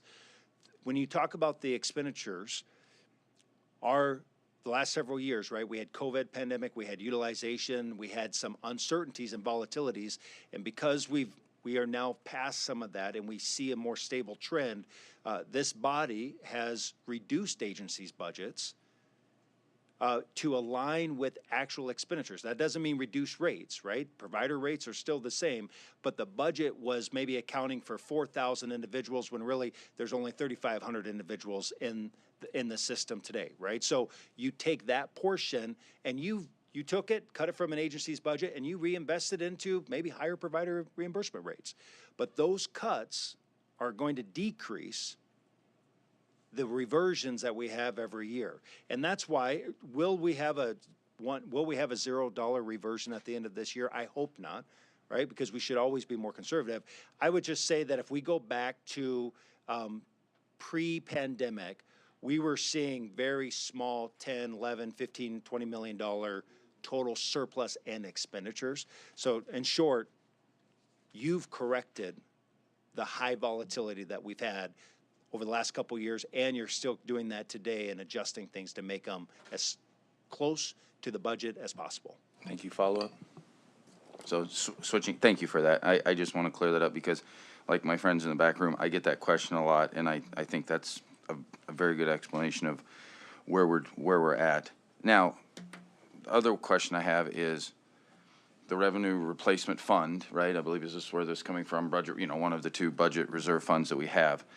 Can you explain when we've used that in the past and how it's been used, and like what is the purpose of this? Like, I mean, what exactly are we trying to build a reserve for? Yeah, Mr. Chair, yeah, so unobligated cash goes essentially into two funds that we call our rainy day fund. The first fund is the budget reserve fund. That's set up in the Constitution. It's the state's rainy day fund, but the Constitution says that it can be used for revenue shortfalls, it can be used for expenditures, but it does require the legislature to provide a bill to use those funding. And that's what you do. I forget which bill it is, but this year, right, there's a transfer out of that to be used for one-time purposes. that fund can't have more than 10% of the prior year general bill, right? So if the prior year general bill was 2.5 billion, that fund can't have more than 250 million in it. If it does have more than 250 million in it, then state law today allows it to go into the General Revenue Replacement Fund. The General Revenue Replacement Fund can only be used for revenue shortfalls. So you say that the revenues this year are going to be $2.5 billion, right? And we get through a couple months and maybe those revenues don't come in as planned. We are able to take from that General Revenue Replacement Fund, not to pay new expenses, not to go above the budget that you've passed, but if we're short $20, $50 million from the revenues, we're able to transfer that money from the General Revenue Replacement Fund to continue to pay our bills. Okay. When have we done that? It's been several years since we've last done it. We did take some money out of there for unforeseen emergencies, the 2011 flood. If you go back to the Great Recession and even before that, there were several occurrences where it was usually just a couple day situation where we hadn't quite receipted in the revenues from sales tax. We haven't quite receipted it, but we had to pay out K-12. And we would have to transfer $20 or $30 million from that fund into the general fund to pay the bill. But then the very next day, we were able to get our revenues back, right? Get our check back. So it was a timing situation. Again, there were some emergencies back in the early 2000s that we had to deal with, namely the 2011 flood, to deal with the flooding emergency that we had. Mm-hmm. Follow up? Yeah, sorry. Just want to follow up on that. I kind of get where you're going. I'm trying to figure out. I mean, and we'll just go. The governor's proposed a 12.5% budget reserve to keep it. I guess my question is, why? Why do we want the budget reserve to be so high? Because what are we anticipating? Like, I mean, this is impacting the budget reserve. The governor wants the budget reserve to be higher. I'm just trying to get at why do we want the budget reserve to be so high? What are we anticipating maybe would come? And that's kind of the gist of my question. So sorry if I didn't word it right the first time. Yeah, no, great question. So when we look at our rainy day fund, why 10%? Why, if we go back when I first started in the budget office, the average that a state would have is 5%, right? And at that time, the good states had 10%. And there was a push by Governor Dugard to get to 10%. I would tell you now, I believe that the state average is more like 13 or 14%, right? If you look at all the states in our nation, they have 13, 14% of a rainy day fund for volatility. And I guess the purpose of it would be for that volatility of what we could potentially see and be able to use that for one-time purposes. Is 12.5% the right number? Should it be higher? Should it be lower? I think that's a conversation that we're all weighing today. I would say 12.5% is below the norm in the nation. It's below the norm. Okay, thank you. Any additional questions? Any additional questions from the committee? Okay, we are going to close public testimony, and I'll make a comment before we defer action, but I think I want to applaud the sponsors and everybody that worked on this from the standpoint of bringing creative solutions to the process. It's a big deal, and we don't see enough of it. So just want to applaud you for that. We are going to defer action on House Bill 1251 at this time, and we are going to move fairly quickly. I do want to leave time for House Bill 1089, about a half hour, if we can punch through the next three Senate bills. I do want to leave time. If we have to defer one of those to a later date, we will. But we're going to move on to Senate Bill 72, extend the time for reverting monies appropriated for the modernization of the state's enterprise resource planning systems. Senate Bill 72. Welcome, and please identify yourself. Thank you. Good morning, Mr. Chairman, members of the House Appropriations Committee. My name is Colin Keeler. I'm with the Bureau of Finance and Management, and I'm here as a proponent for Senate Bill 72, which is an act to extend the time for reverting monies appropriated for the modernization of the state's enterprise resource planning systems, or as you all know, Project Bison. During the 2023 session, Senate Bill 23 appropriated funding and FTE to the Bureau of Finance and Management for Bison. We've come before you folks a number of times to provide updates, as recently as just last week. We gave a presentation on that. This bill simply extends the reversion date of that original special appropriation. I was thinking as we were going through that last bill about state employees a little bit, and one of the key things about that appropriation isn't just the funding, and we, as we stated, we believe we have enough funding for Project Bison, but that special appropriation included FTE in it, so it allows us to utilize state employees in that project, along with, of course, our contractors. So this will extend that time for us as well. The original feasibility study that we did estimated that BFM would need 16 FTE to manage Project Bison. At that time, I think we said 8 last week, but I went back and looked, and my budget was 7 FTE at that time. We have increased that for Project Bison, either 1 or 2 a year, ramping up towards that 16 number. This year we are not, I'm currently at 13 FTE. This year we did not include any additional FTE resources in our budget request, partially because we knew we were going to be bringing this bill, and we think that this bill gives us a better ramp down opportunity to transition from our project team into what will be the ongoing support staff for Project Bison.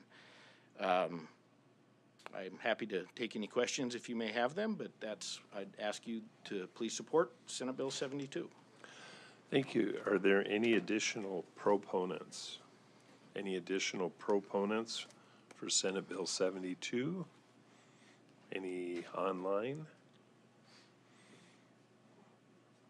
Seeing no additional proponents, are there any opponents?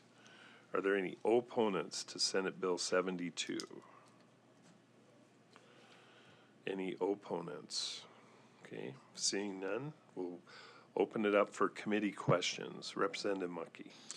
Not a question, Mr. Chair, but I move due pass on Senate Bill 72. We have a motion.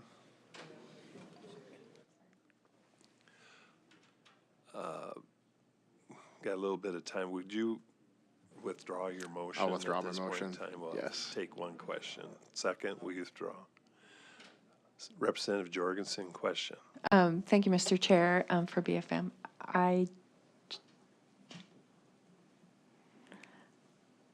So for those FTEs, how many of those are actually filled?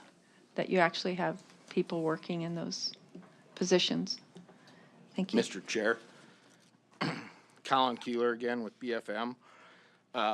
Representative, we have currently 18 staff being paid by Project Bison. We've used 26.8 FTE. And remember, FTE are hours worked. They're not necessarily head count, because that includes hours spent on the project from people all over the state, so all over state government.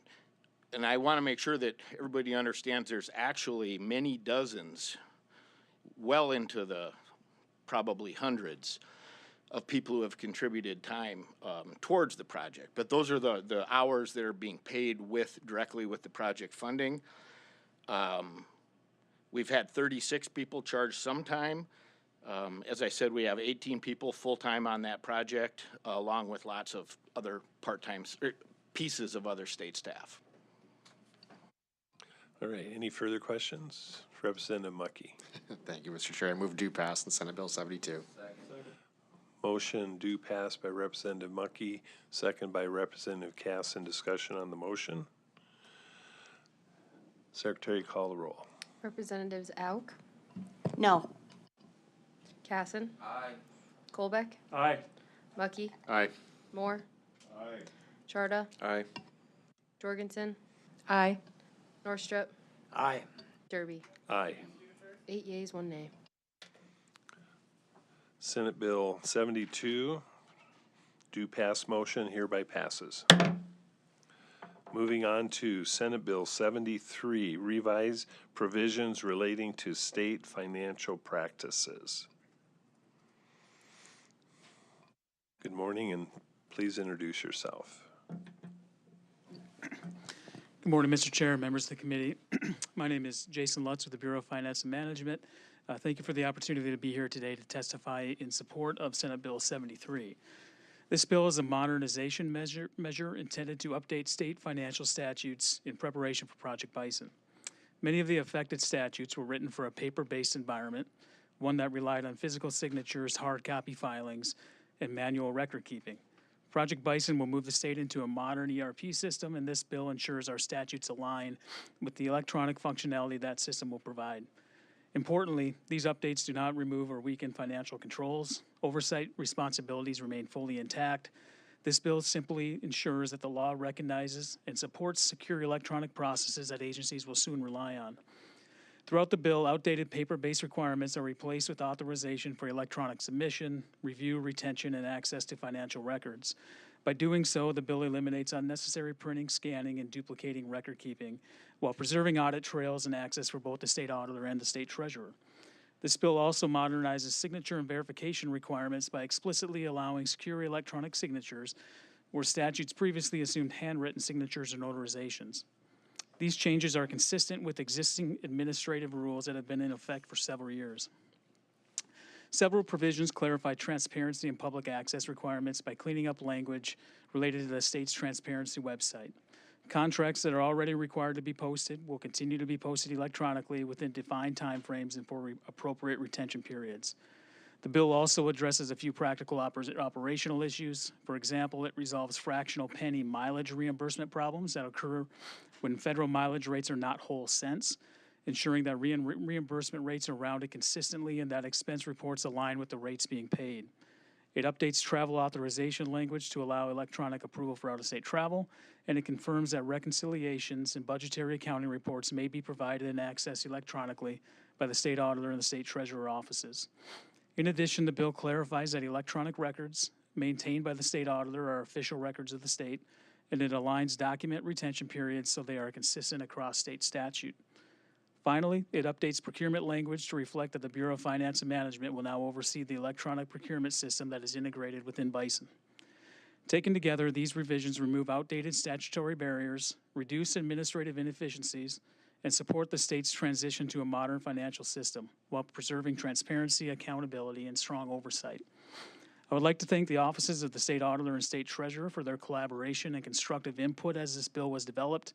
Their staff's continued engagement and partnership in Project Bison has been greatly appreciated. I respectfully ask the committee for your support of Senate Bill 73. Thank you for your time and consideration. Thank you. Additional proponents for Senate Bill 73. Good morning. Good Please morning, introduce Mr. yourself. Yes, good morning, Mr. Chair, members of the committee. Rich Satgast. I'm State Auditor for the state of South Dakota, and I come before you in support of Senate Bill 73. I do want to reiterate and reassure the committee that this was truly a collaboration between our office, the State Treasurer's office, and the other agencies involved. Much of the language was reviewed by our attorneys and my staff, and so this fits the needs that our office to ensure oversight and accountability. So I'd enjoy your support. Thank you. Additional proponents. Good morning. Good morning, Mr. Chair and members of the committee. My name is Mitch Krebs. I serve as Deputy State Treasurer for South Dakota, and I'm here to support SB 73. As was stated earlier, our office worked very closely with the Bureau of Finance and Management as well as the State Auditor to ensure that these updates to the state's financial practices serve the best interests of our taxpayers. And for those reasons, I respectfully ask for your support on Senate Bill 73. Thank you very much for your time. Thank you. Additional proponents?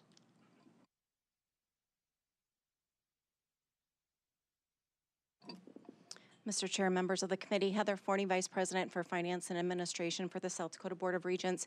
We also stand in support of this bill. It does bring the filings and all of the financial information in the state of South Dakota to the new modern way that the rest of the world seems to do business, and we're just really supportive of this and would ask for your approval. Thank you. Additional proponents? Any online? No. Seeing none, any opponents? Are there any opponents?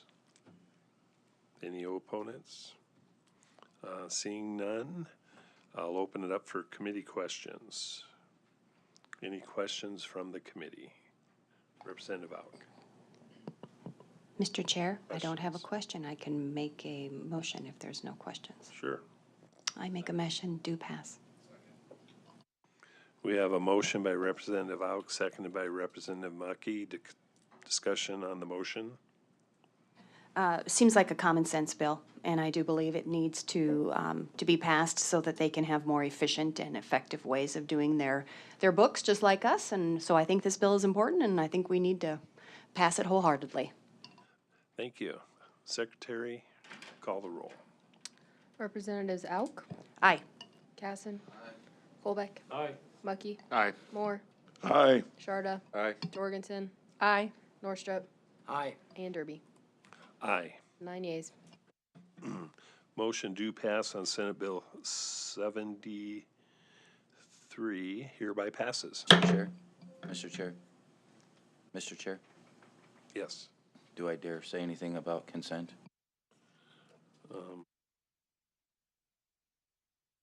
Yes, 'cause since this is not a appropriation bill, we could put it on consent. What do you, Representative Casson?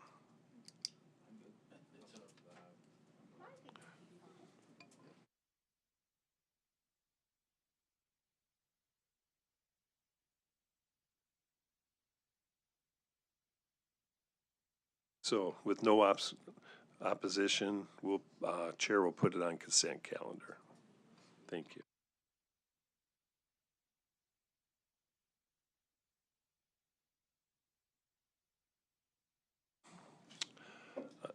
Chair's going to take a little latitude. Representative Fitzgerald, how much time would you like for your bill? We're closing in on 11:30.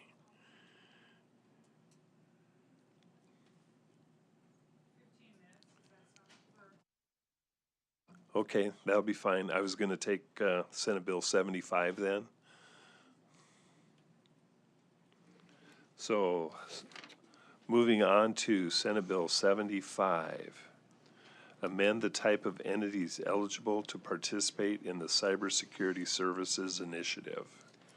Good morning. Yep. Good morning, Mr. Chairman, members of the committee. Ryan Bruner from the Governor's Office here this morning to ask for your support of Senate Bill 75. The reason I'm here is this came out of discussions from the Governor's Resilient Infrastructure Task Force, or GRIT Task Force. For some quick background, back in 2024, the legislature appropriated $7 million for cybersecurity initiatives to cities and counties.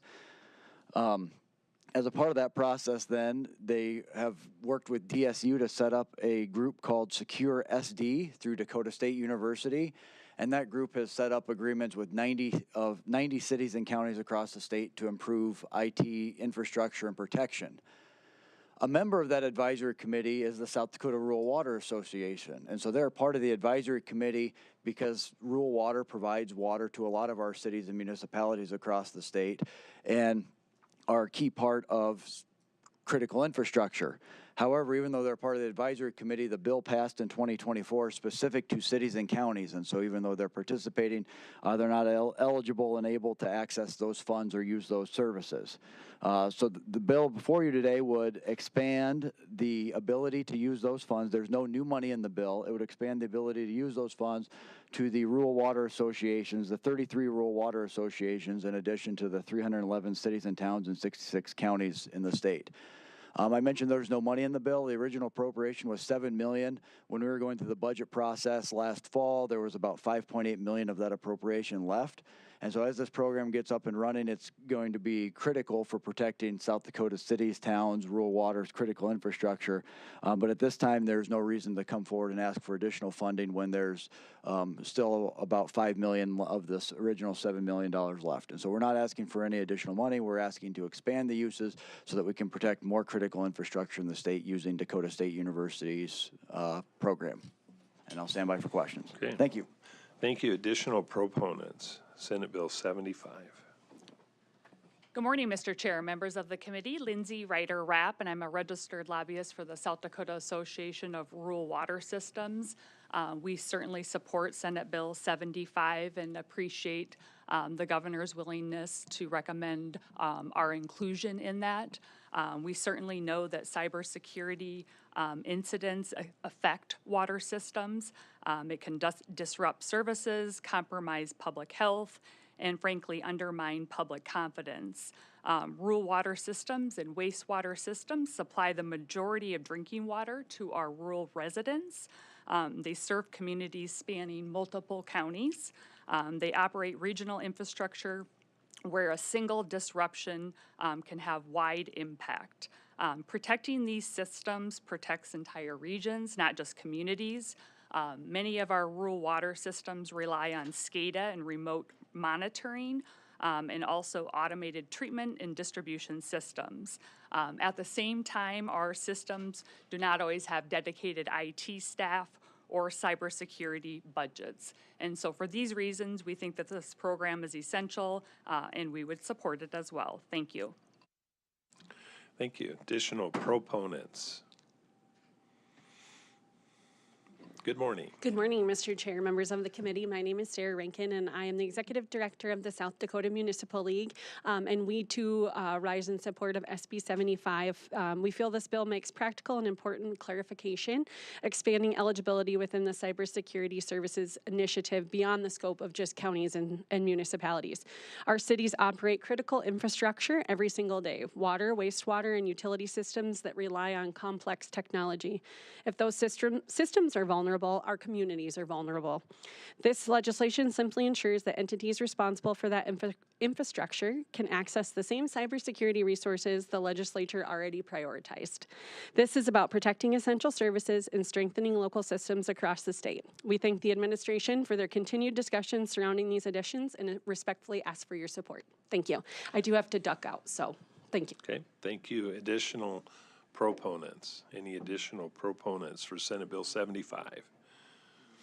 Online? Seeing none. Opponents.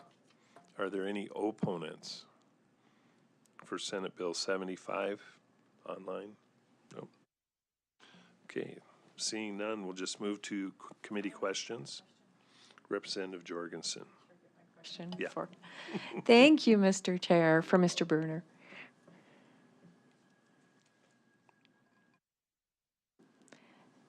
Thank you. I just was wondering, you spent about $2 million. Is this also software and physical security, cybersecurity? Thank you. Mr. Chairman? Yeah, thank you for the question, Representative Jorgensen. So Dakota State University runs the Secure SD program, and they have a lot of flexibility in how they can deploy those funds. It involves antivirus software. They work with CISA, the federal government, on penetration testing. CISA provides that service for free, but as they do the penetration testing and identify vulnerabilities, then there's funding available to help fix those vulnerabilities. Representative Moore. Thank you, Mr. Chair. Mr. Bruner, just a question here is, do they, is there any charge for this to the cities, or is this totally free? Mr. Chairman, I might have to phone a friend with the cities there. Some of these services are provided, talking to DSU, I think there's some cost share. Okay. It really depends on the service. You know, if there's some of the startup services have been free because there's some bulk discounts. I just talked to Dr. Podrosky. We had a GRIP meeting earlier this week, and we were talking about some of the ability to leverage those funds with what a community might be paying now for cybersecurity with what she called the Delta. And so long-term, obviously, there's the ability to leverage these funds with cities and counties for those. So I don't want to say that all the services have been free, but they're depends on the service, and I'm not a tech expert, whether some of the antivirus versus the email system versus the, the penetration testing. So there's certainly some of it that's completely provided, and some of it depends on some of those price points. Thank you. Any further questions? Okay. Representative Mucky. Thank you, Mr. Chair. I move to pass on Senate Bill 75. Motion by Representative Mucky, seconded by Representative Colbeck. Discussion on the motion. Seeing none, Secretary, please call the roll. Representative Colbeck seconded that. Representatives Auk, Aye. Casson. Aye. Colbeck. Aye. Mucky. Aye. Moore. Aye. Sharda. Aye. Jorgensen. Aye. Norstrup. Aye. Derby. Aye. 9 yeas. Senate Bill 75 do pass, hereby passes. This cannot go on a consent calendar because it'll take a 2/3 vote because we're expanding the scope of an appropriation. Okay. Moving on to House Bill 1089.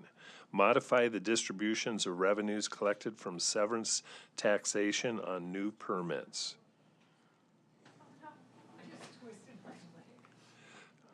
Okay. All right. Good morning. Please introduce yourself. Good morning. Mary Fitzgerald, District 31, Lawrence County. It's an honor to be before you today. I served my first 2 years in the state legislature on appropriations, so I have a lot of respect for you and thank you for your service. I am here on behalf of House Bill 1089, an act to modify the distribution of revenues collected from severance taxation on new permits. I would like to start with a little background. The city of Lead was officially founded on July 10th, 1876, following the discovery of gold in the area. In 1935, a mineral severance tax was established to help offset the impacts of mining on the local community. After a tax law change in 1989, Lawrence County began receiving 20% of the mineral severance tax revenue, while the remaining 80% was allocated to the state of South Dakota. The tax applied to all mining companies operating after 1981. Although Lawrence County continued to receive its 20% share, a $1 million cap was placed on the county's total distribution. That cap was reached in 1994.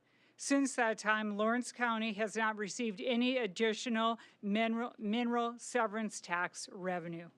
So for the past 32 years, 100% of the mineral severance tax has been allocated to the state of South Dakota. During that time, more than $100 million has been deposited directly into the state treasury. House Bill 1089 proposes a modification to current law regarding the distribution of mineral severance tax revenues. This modification would affect new entities permitted to sever minerals after July 1st, 2026, with 80% of those revenues collected to be deposited in the state treasury, while 20% would be distributed to the county treasurer in the county where the minerals are severed. Voting in favor of House Bill 1089 supports a fair and balanced distribution of mineral severance tax revenue. For decades, 100% of those funds have gone directly to the state, while local communities, those most impacted by mining activities, have received none.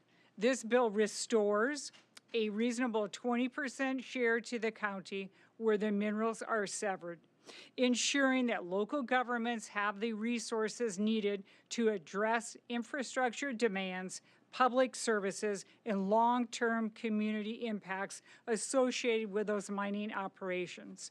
I'm asking for your favorable consideration of this bill, House Bill 1089, and I will turn it over to further proponent testimony. Thank you very much. Thank you, Representative additional proponents on House Bill 1089? Good morning. Good morning. Almost afternoon. I'm Dennis Schumacher with the City of Lead. Mr. Chairman and committee, thank you for having me here.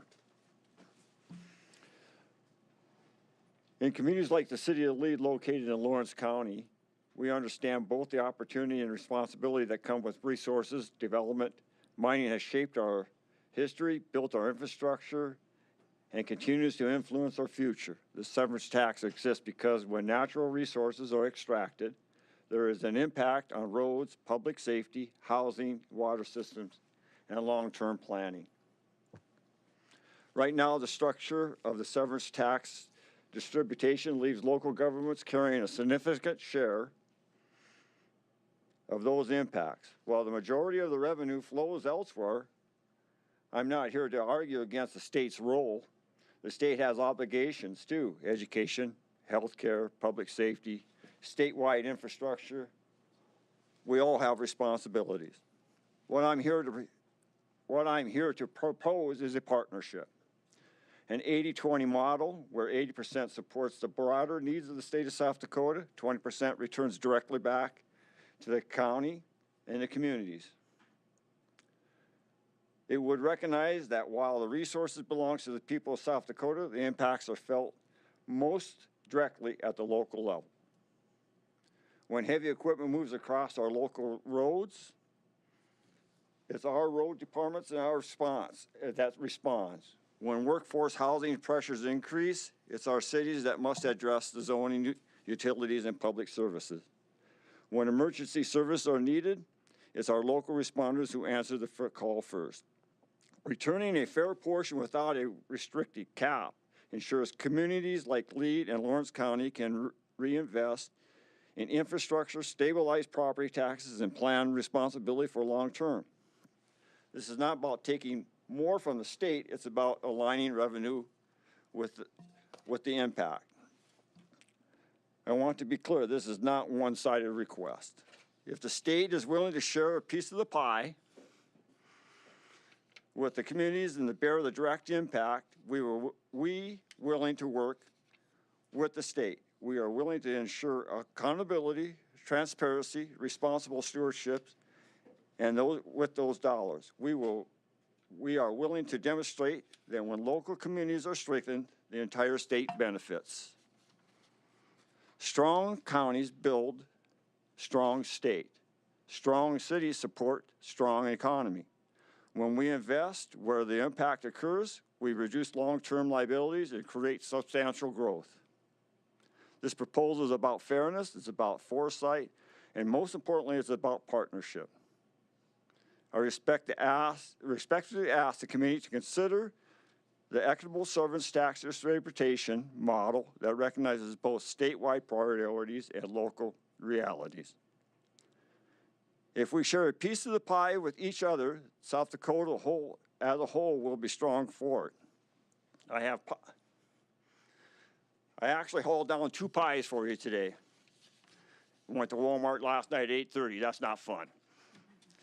I will be willing to share them 2 pies with you, the committee, is if you are willing to share yours with us. If not, that big linebacker over there gets them. Thank you. Thank you very much. Additional proponents.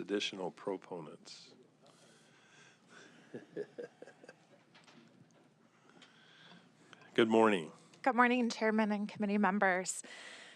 My name is Emma Garvin. I'm the Executive Director of Deadwood Lead Economic Development Corporation in Lawrence County. I'm here to speak in support of HB 1089 and the proposed mineral severance tax change. Lawrence County's economy has always been tied to responsible development of our natural resources. Mining and mineral production remain a critical part of our regional employment base and supply chain, supporting not only direct jobs, but also local contractors, equipment suppliers, trucking, engineering, hospitality, property and retail. HB 1089 severance tax change is important because it strengthens South Dakota's mineral investments and local economies at a time when capital is mobile and projects are coming to fruition. When tax structures support communities, companies are more likely to expand production, modernize, and keep operations here rather than shifting dollars elsewhere.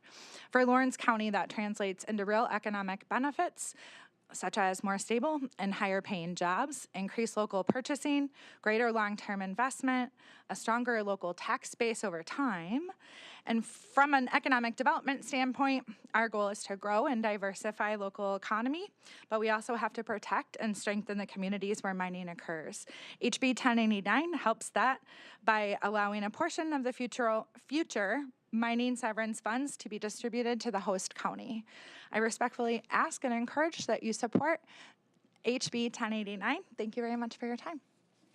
Thank you. Additional proponents? Good morning. Good morning, Chair and members of House Appropriations Committee. Thank you guys for the opportunity to speak today. My name is Robin Lucero. I'm the City Administrator for the City of Lead. I also am here in support of House Bill 1089. We like to think of this as a forward-thinking policy change that would update the distribution of the mining severance tax. So this bill does not create a new tax. It does not increase the tax rate. It does not affect any existing mining operations.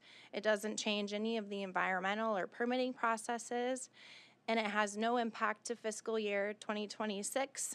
Our friends from the BFM have left, which is great because last year they were opposed to the bill, so we worked with them this year. And so they are neutral on this bill. And as Dennis noted, the severance tax exists because when these resources are extracted, there is an impact, and that impact is at our local level.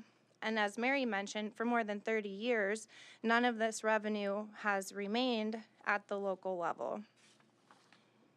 Many of you visited us in Lead last fall, I believe it was in September, for the Joint Appropriations Committee tour, and we enjoyed hosting you all in the historic Opera House on Lead's Main Street, and we were able to share our story with you all. You know, Lead is a historic mining town, and it's built on hard work, resilience, and long-term responsibility. And that same approach guides our request to you today to update the severance tax change. We have a deepened relationship. We have met with you guys for 3 years now, and your leadership has guided us to stay on the course with our mission, to keep coming back, to keep being working with different offices to come up with a solution that works for everyone. We feel like that we have done that this year, and the result is a bill that is limited, responsible, and fiscally neutral in the near term. And so this opportunity is for host communities to share in that revenue that's generated with the severance tax.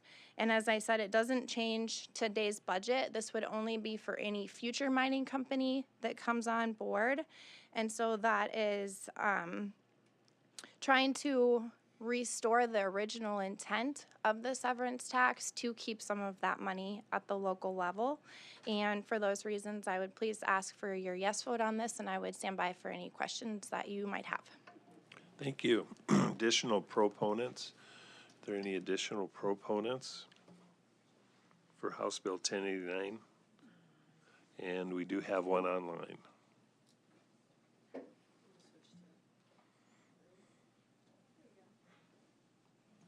Good morning. Please identify yourself. Good morning.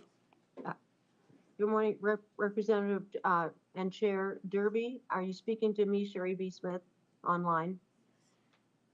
Yes, and we're on proponent testimony. Great. Thank you so much for the opportunity. Thank you to the committee members. I want you, just for loyalty purposes, to understand I'm an alumni of both SDSU and USD, so if there's any conflict there. I am a registered nurse, and during a resident of Lawrence County, I have spent 98% of my life in Lawrence County. Growing up here, have observed boom and bust, the human fallout of boom and bust, and I grew up, Whitewood Creek was black. There's been changes in regulations and technology, but the impact on mining is very clear in Lawrence County. And I learned my last 10 years of my healthcare career, I was the CEO at a critical access hospital in Deadwood. And you learn that policy drives practice and policy drives your population growth and development and health of your population. I have had the opportunity to tour some of the reclamation sites in Lawrence County and understanding the maintenance to keep the contamination of groundwaters, if not eliminated, at a minimum. So there are a lot of issues associated with mining. Typically, the impact is on the population. I know I've had feedback from individuals living in the Maitland area regarding even the impact of dust and water usage impact your population. So it's a direct impact. And local government bears the burden of road maintenance, provision of infrastructure. When I first came back to the Northern Hills, housing was an issue, and it only has skyrocketed in need for housing.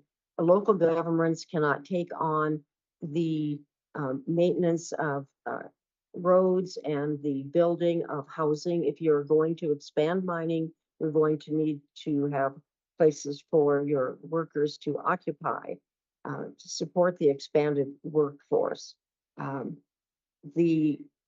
Particularly looking at the availability of water and roads with the municipal and county governments being restricted on how they can raise revenue, it is really significant that we reinstate the 20% allocation of severance tax into Lawrence County to be able to support the municipal and county governments, then in turn to be able to support the population of Lawrence County. Kind of protective of the hills, and we are needing to have guardrails up so our water preservation and our forest preservation is supported. And one way to do that is for this committee to please support House Bill 1089. And thank you for your time. Thank you very much. Are there additional proponents? Are there any additional proponents?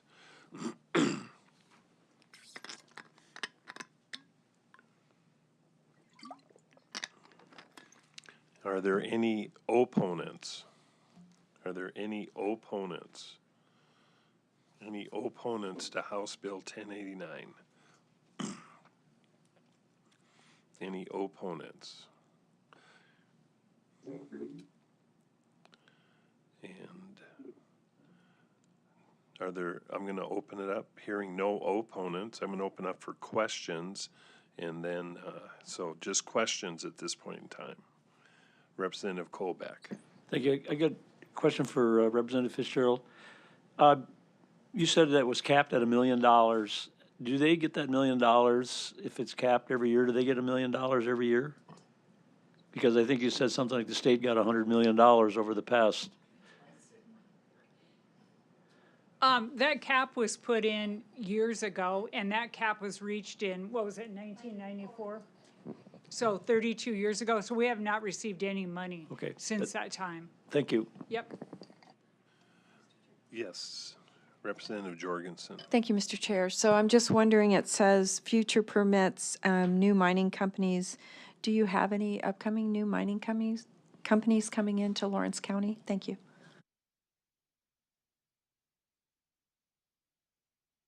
I'm going to have a friend come up here. And Robin, if you want to just have a seat.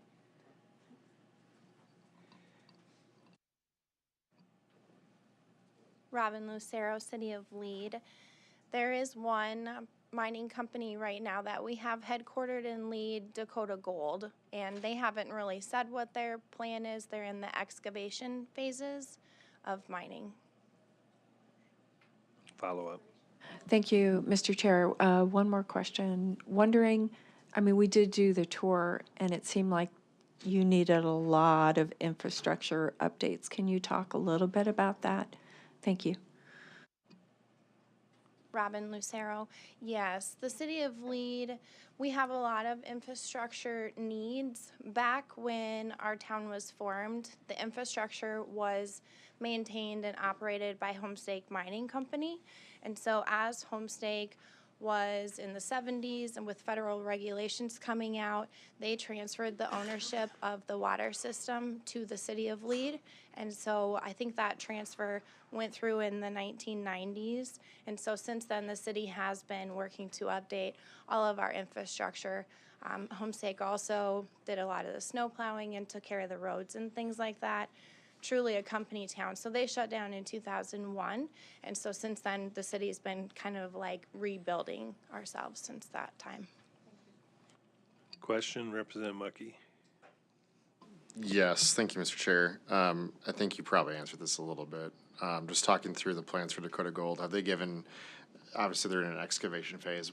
Do you have any idea at this point of what the timeline is for them to potentially begin operations? I do not. I believe they have a slide deck on their website that kind of talks about, they have done an economic impact study with, it uses like a 7-year mine life and talks about different numbers that they anticipate. And I think that that might have years on there, but I'm not going to say for sure. But I think that's on their website. Okay. Any further questions, Representative Auk? Oh, we got questions and then. If I could just comment, Mr. Chair. Yes. I think this is a fair bill. We're not asking to try to get any additional funds, but just to tax those new companies. And so I think this is a very fair and honest bill. We're not really asking for much at this point. So thank you. Representative Norstrup. Thank you, Mr. Chair. As I read the bill, it says the 20% is going to go to the counties. Am I correct on that? So then the next question is, as I look at the cities that are in Lawrence County, how does the county divvy that money up? Because some of the needs are not county needs, but could be city needs. Yes. Robin Lucero. I was going to try to pull up the mineral severance taxes, chapter 1039, and there's a different law in there that talks about the distribution and that the county would get that money and then they distribute it. There's different sets of rules on how they would distribute it, and some of it could be economic development. Some of it is for planning. There's quite a few, I think 4 different bullet points on what those funds can be used for. Thank you. Follow up? Nope. I have a question. Is there a representative from BFM here? Bureau of Finance and Management?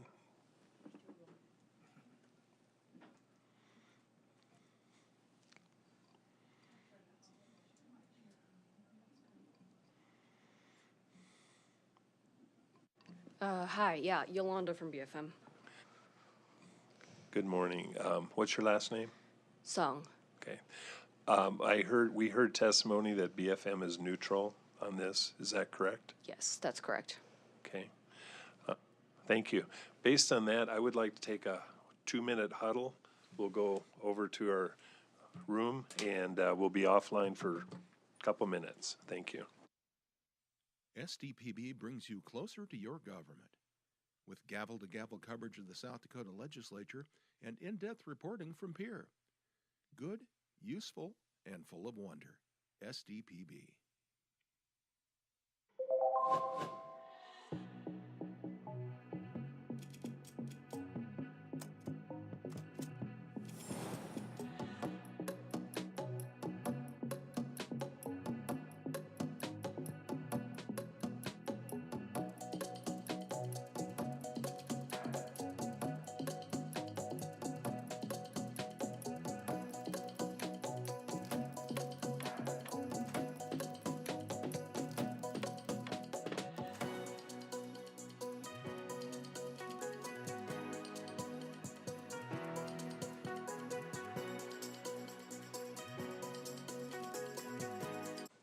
Representative Auk.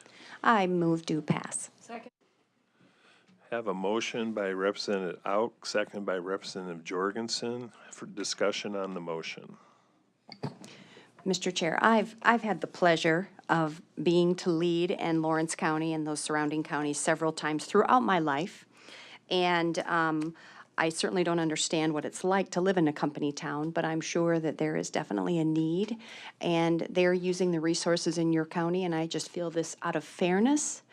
This bill needs to pass. I know you've come back several times, and I wholeheartedly support this legislation. Thank you. Further discussion on the motion. Representative Jorgensen. Thank you, Mr. Chair. I agree, especially after doing a tour, the appropriations tour, and really seeing the needs for infrastructure. And I just think it's fair and it makes sense. So I definitely support this. Thank you. Further discussion on the do pass motion. I'll have a comment. I think this represents probably the second time today we've seen creative solutions come forward to the legislature, and we appreciate all the hard work. And at this time, I will ask Secretary to call the roll. Representatives Auk, Aye. Casson. Aye. Colbeck. Aye. Mucky. Aye. Moore. Aye. Sharda. Aye. Jorgensen. Aye. Norstrup. Aye. Irby. Aye. 9 yeas. 9 yeas. House Bill 1089, do pass motion, passes. Representative Fitzgerald, this could be put on consent, correct? This cannot be put on consent. All right. Is there anything else for the good of the cause? Representative Mucky. Mr. Chair, I move we adjourn. Thank you. Motion by Representative Mucky, second by Representative Colbeck. All in favor say aye. Aye. Motion carries. Thank you. SDPB brings you closer to your government. With gavel-to-gavel coverage of the South Dakota legislature and in-depth reporting from Pierre. Good, useful, and full of wonder. SDPB.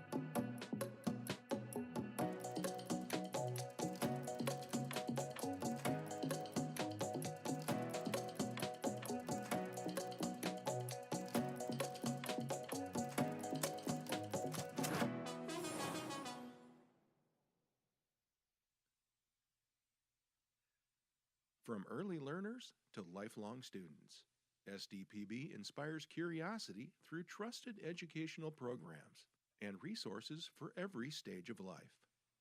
Good, useful, and full of wonder. SDPB.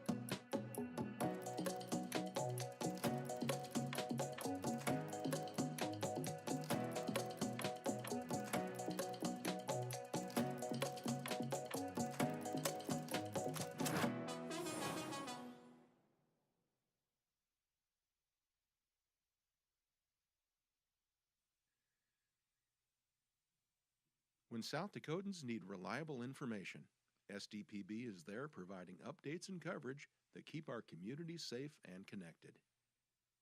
Good, useful, and full of wonder. SDPB.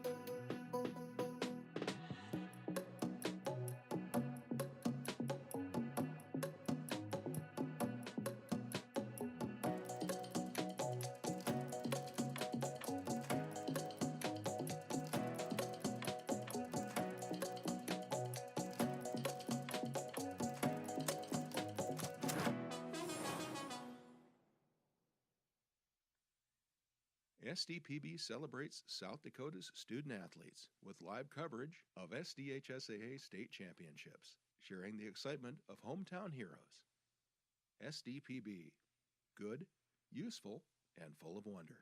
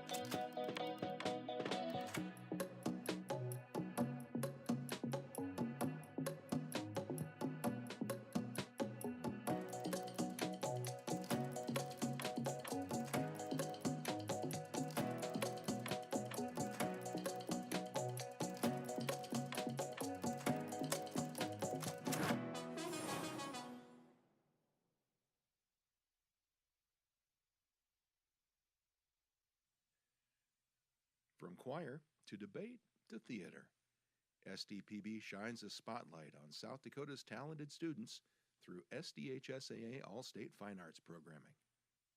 Good, useful, and full of wonder. SDPB.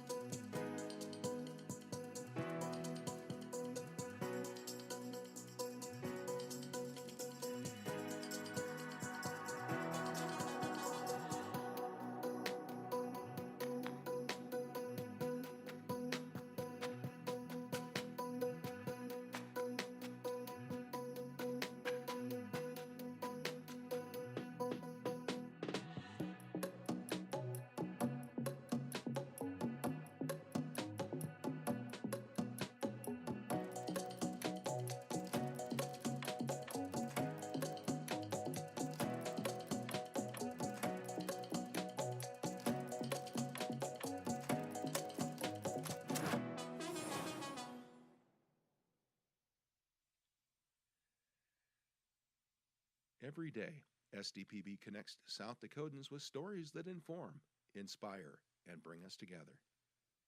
SDPB, good, useful, and full of wonder.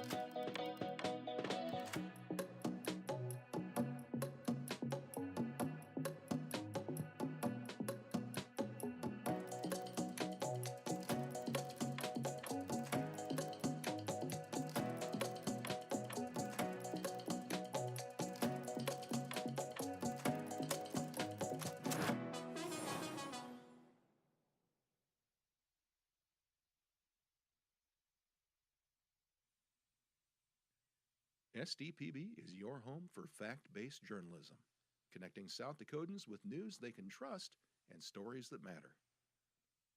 Good, useful, and full of wonder. SDPB.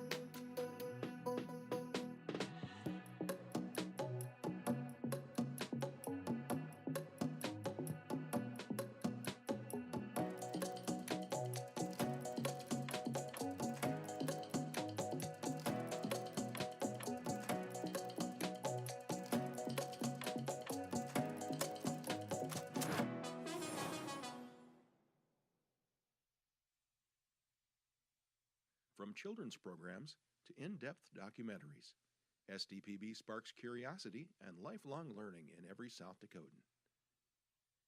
SDPB. Good, useful, and full of wonder.